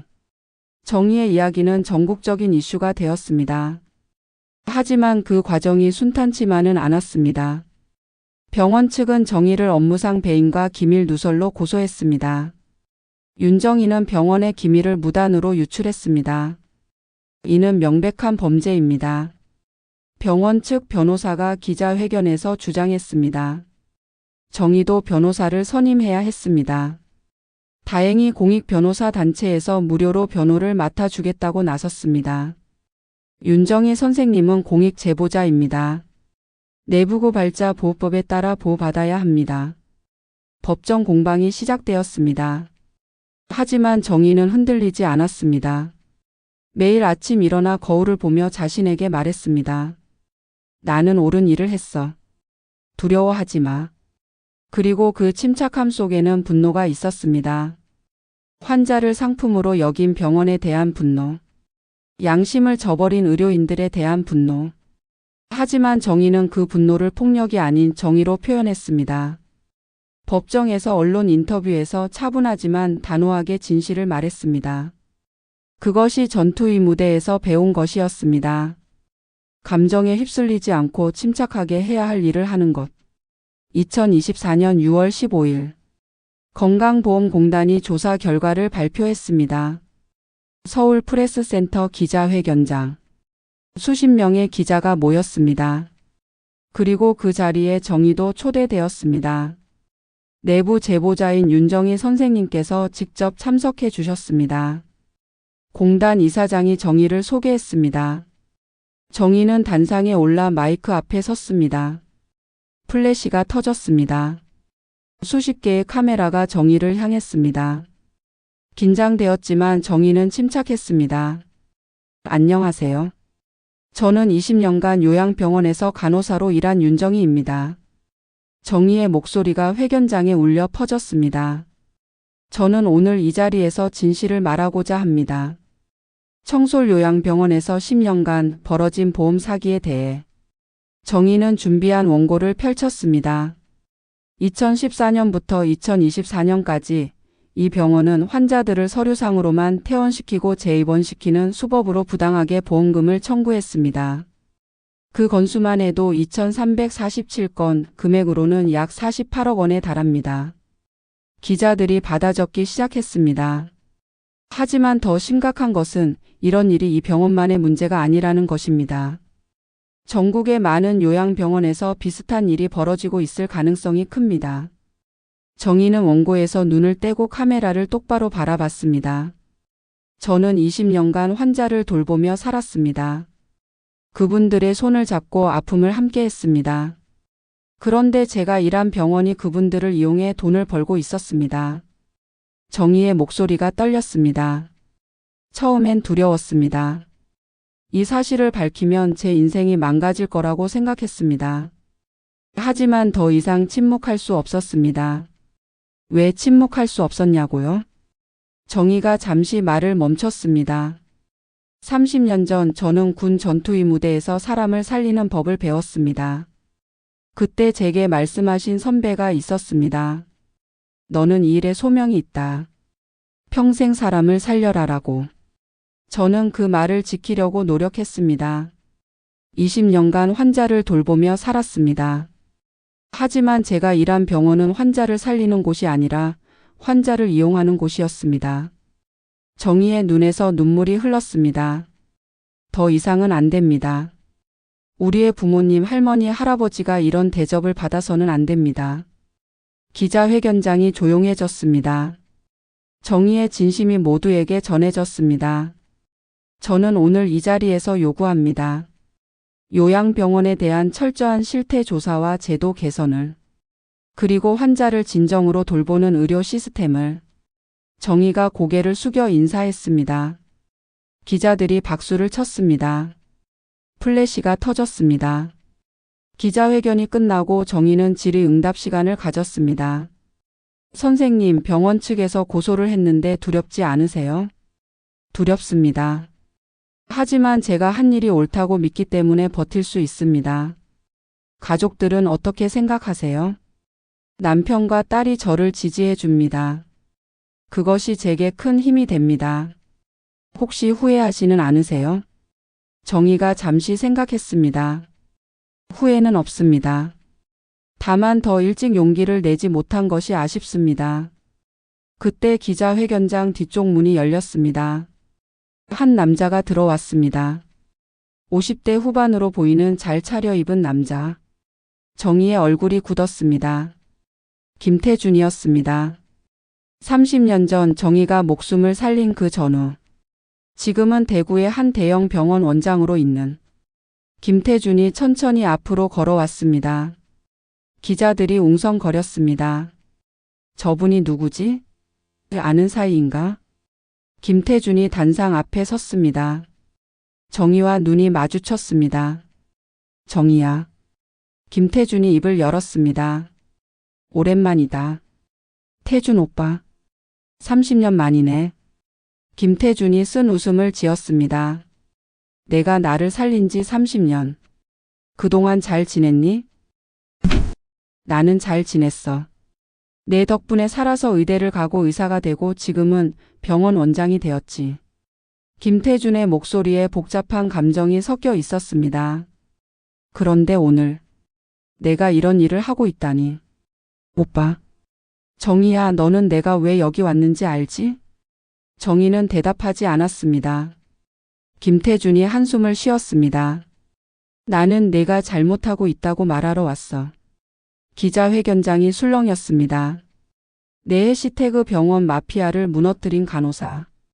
일주일 후 검찰이 김태준을 소환했습니다. 언론은 연일 이 사건을 보도했습니다. 김태준 원장 검찰 출두. 혐의 부인 요양병원 비리 10개 이상 병원으로 확대 의료계 카르텔 의혹 제기. 수사 결과 김태준은 단순히 청솔 요양병원만 투자한 게 아니었습니다. 전국 15개 요양병원에 투자했고 모두 비슷한 방식으로 보험 사기를 저질렀습니다. 총 피해액은 300억 원 이상. 의료계를 뒤흔드는 대형 비리였습니다. 그리고 김태준만 연루된 게 아니었습니다. 다른 대형 병원 원장 3명, 제약회사 임원 2명, 심지어 보건복지부 전직 공무원 1명까지. 거대한 카르텔이 드러났습니다. 정의는 매일 뉴스를 보며 충격을 받았습니다. 이렇게 크게 벌어지고 있었다니. 자신이 폭로한 것이 빙산의 일각이었던 겁니다. 6월 말 김태준이 구속되었습니다. 뉴스 속 김태준은 수척해 보였습니다. 수갑을 찬 채 고개를 숙이고 후송차에 오르는 모습. 정의는 그 모습을 보며 복잡한 심경이었습니다. 분노, 슬픔, 안타까움. 모든 감정이 뒤섞였습니다. 며칠 후 정의에게 김태준의 변호사로부터 연락이 왔습니다. 윤정희 선생님, 김태준 원장께서 선생님을 만나고 싶다고 하십니다. 저를요? 네. 구치소 접견이 가능합니다. 한 번만 만나 주실 수 있으십니까? 정의는 고민했습니다. 만나야 할까? 무슨 말을 할까? 하지만 결국 가기로 했습니다. 30년 전 자신이 살린 사람. 마지막으로 한 번은 봐야 할 것 같았습니다. 서울구치소. 정의는 처음 와보는 곳이었습니다. 철저한 보안 검색을 거쳐 접견실로 들어갔습니다. 유리 너머로 김태준이 앉아 있었습니다. 수감복을 입은 모습. 30년 전에 그 젊고 패기 넘치던 소대장의 모습은 어디에도 없었습니다. 정의가 의자에 앉았습니다. 전화기를 들었습니다. 김태준도 전화기를 들었습니다. 정의야. 오빠. 잠시 침묵이 흘렀습니다. 고마워. 와줘서. 30년 만에 이런 곳에서 만나게 될 줄 몰랐네. 김태준이 쓸쓸하게 웃었습니다. 오빠. 왜 그랬어요? 정의가 물었습니다. 왜 이런 길을 선택했어요? 오빠는 훌륭한 의사였잖아요. 김태준이 한숨을 쉬었습니다. 정의야, 너는 세상이 얼마나 냉혹한지 몰라. 나는 의대를 졸업하고 열심히 일했어. 환자를 살리려고 노력했어. 하지만 현실은 달랐어. 무슨 뜻이에요? 병원은 기업이야.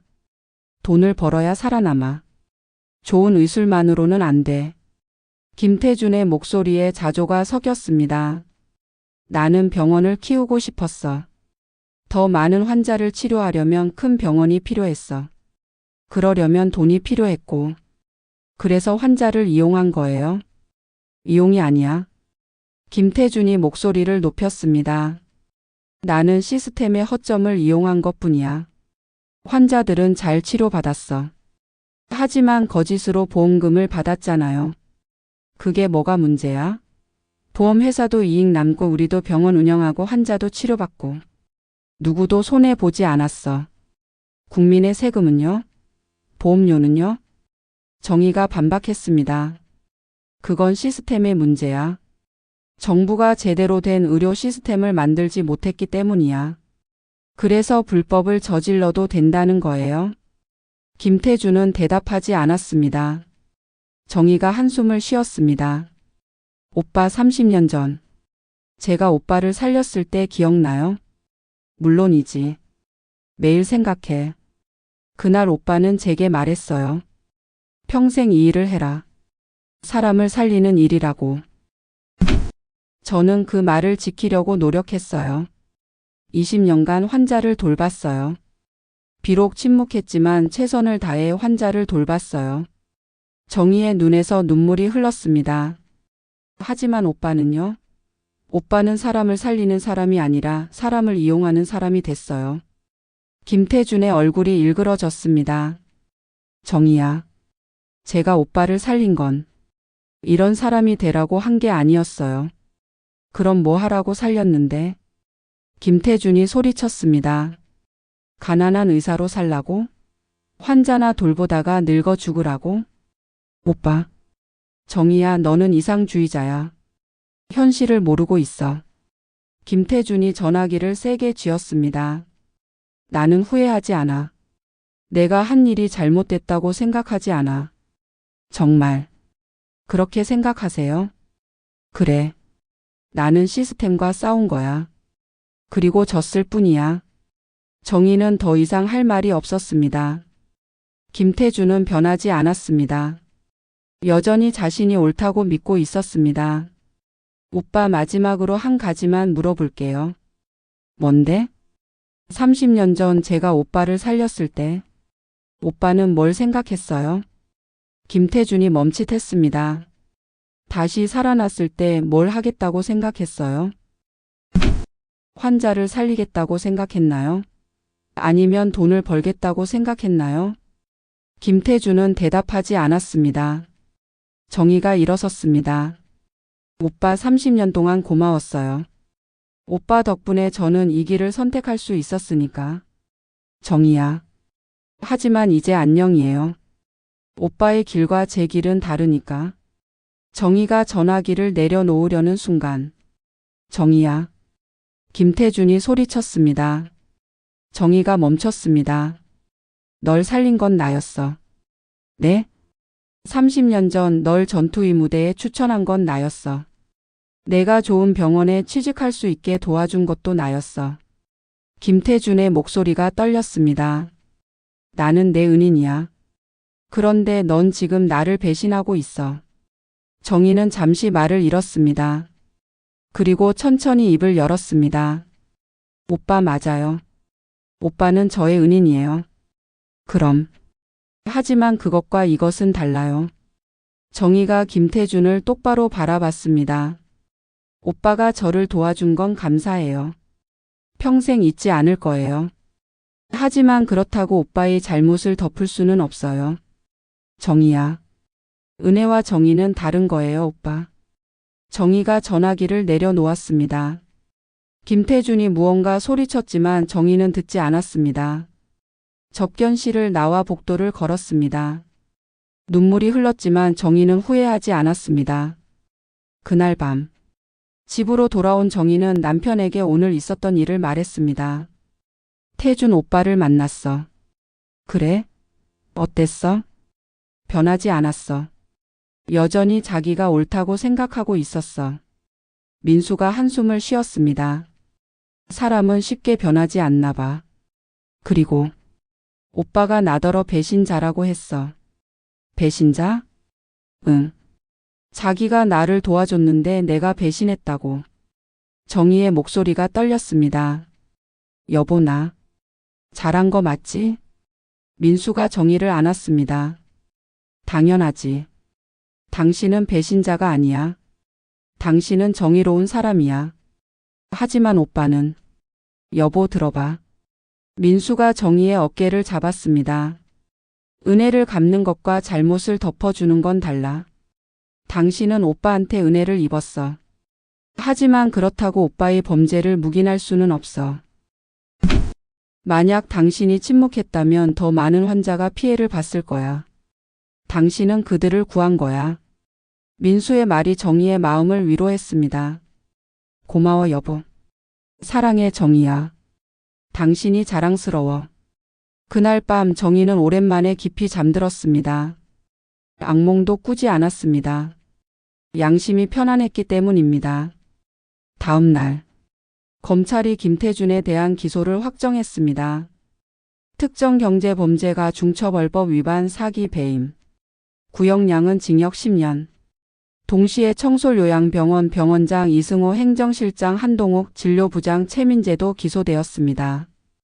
그리고 관련된 15개 요양병원 관계자들도 줄줄이 구속되었습니다.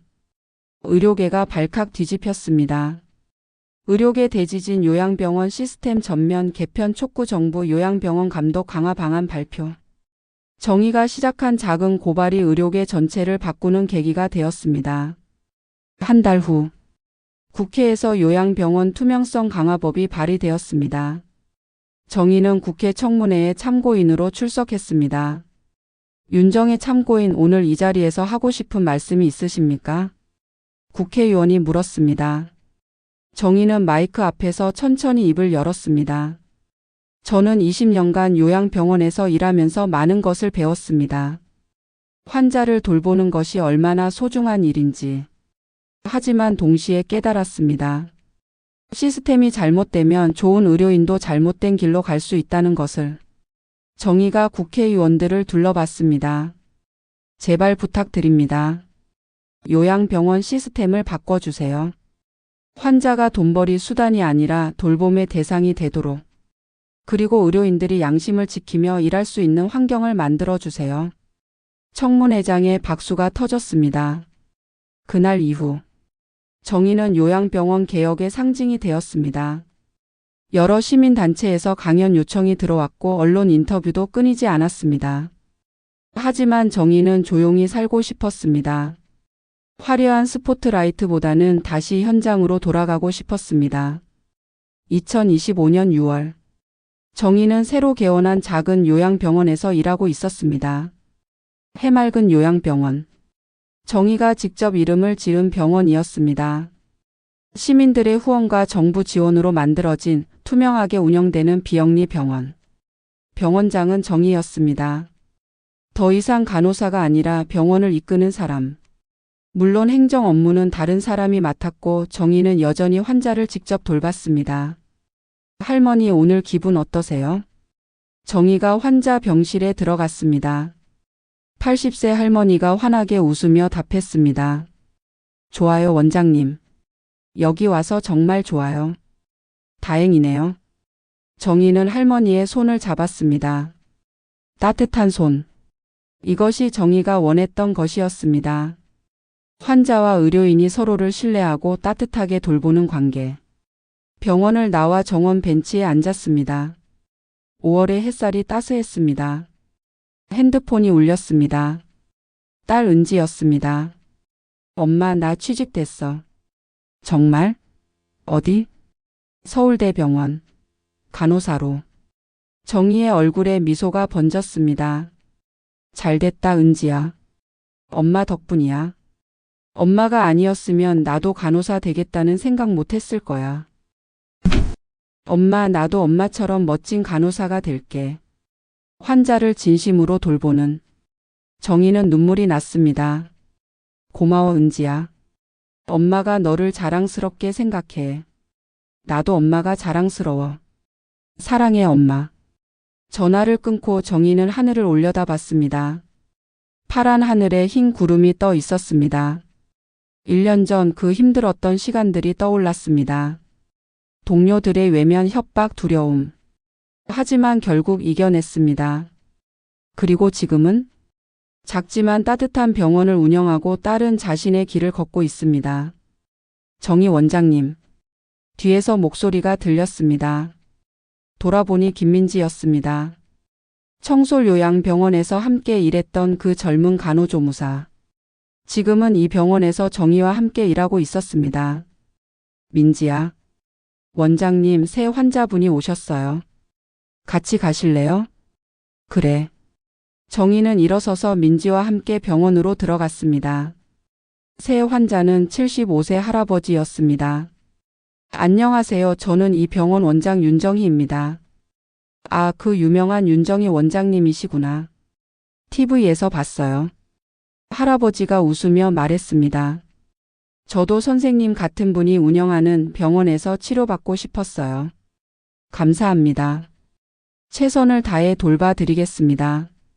정의는 할아버지의 손을 잡았습니다. 그리고 생각했습니다. 이것이 내가 원했던 거야. 환자를 진심으로 돌보는 것. 30년 전 전투의 무대에서 처음 사람을 살렸을 때의 그 정의는 깊은 한숨을 내쉬었습니다. 그리고 가방에서 USB를 꺼냈습니다. 이승호의 얼굴에 안도의 빛이 스쳤습니다. 현명한 선택이십니다. 이승호가 손을 내밀었습니다. 정희는 USB를 바라봤습니다. 작은 USB 하나. 하지만 그 안에는 진실이 담겨 있었습니다. 정희의 손이 USB를 쥐었습니다. 그리고 다시 가방에 넣었습니다. 죄송하지만 드릴 수 없습니다. 이승호의 얼굴이 굳었습니다. 뭐라고요? 이건 증거입니다. 환자들이 당한 피해의 증거예요. 정희 선생님. 이승호가 책상을 쳤습니다. 지금 무슨 짓을 하는 겁니까? 제가 해야 할 일을 하는 겁니다. 정희가 일어섰습니다. 30년 전 저는 전투의 무대에서 사람을 살리는 법을 배웠습니다. 환자의 생명을 지키는 것이 제 소명이라고 믿었습니다. 하지만 이곳에서 저는 환자를 이용해 돈을 버는 일에 동참했습니다. 20년간 눈 감고 살았습니다. 정희의 목소리가 떨렸습니다. 더 이상은 못합니다. 제 양심이 허락하지 않습니다. 이승호가 냉소를 지었습니다. 양심? 양심으로 밥 먹고 살 수 있습니까? 아니요. 하지만 양심 없이는 사람답게 살 수 없습니다. 정희가 문을 향해 걸어갔습니다. 윤정희. 이승호가 소리쳤습니다. 지금 나가면 선생님 딸이 위험합니다. 정희가 멈춰 섰습니다. 뒤돌아보며 말했습니다. 제 딸에게 손대면 그때는 저도 가만 있지 않습니다. 정희의 눈빛이 변했습니다. 30년 전 전투의 무대 시절의 그 눈빛. 생사의 순간에 두려움 없이 환자를 살렸던 그 눈빛. 양복 남자들이 움직이려 했지만 이승호가 손을 들어 제지했습니다. 됐어. 가게 놔둬. 정희는 병원 장실을 나왔습니다. 복도를 걸으며 눈물이 났습니다. 하지만 후회는 없었습니다. 간호사실로 돌아가 짐을 쌌습니다. 20년간 사용했던 로커를 정리했습니다. 사진들, 개인 물품들.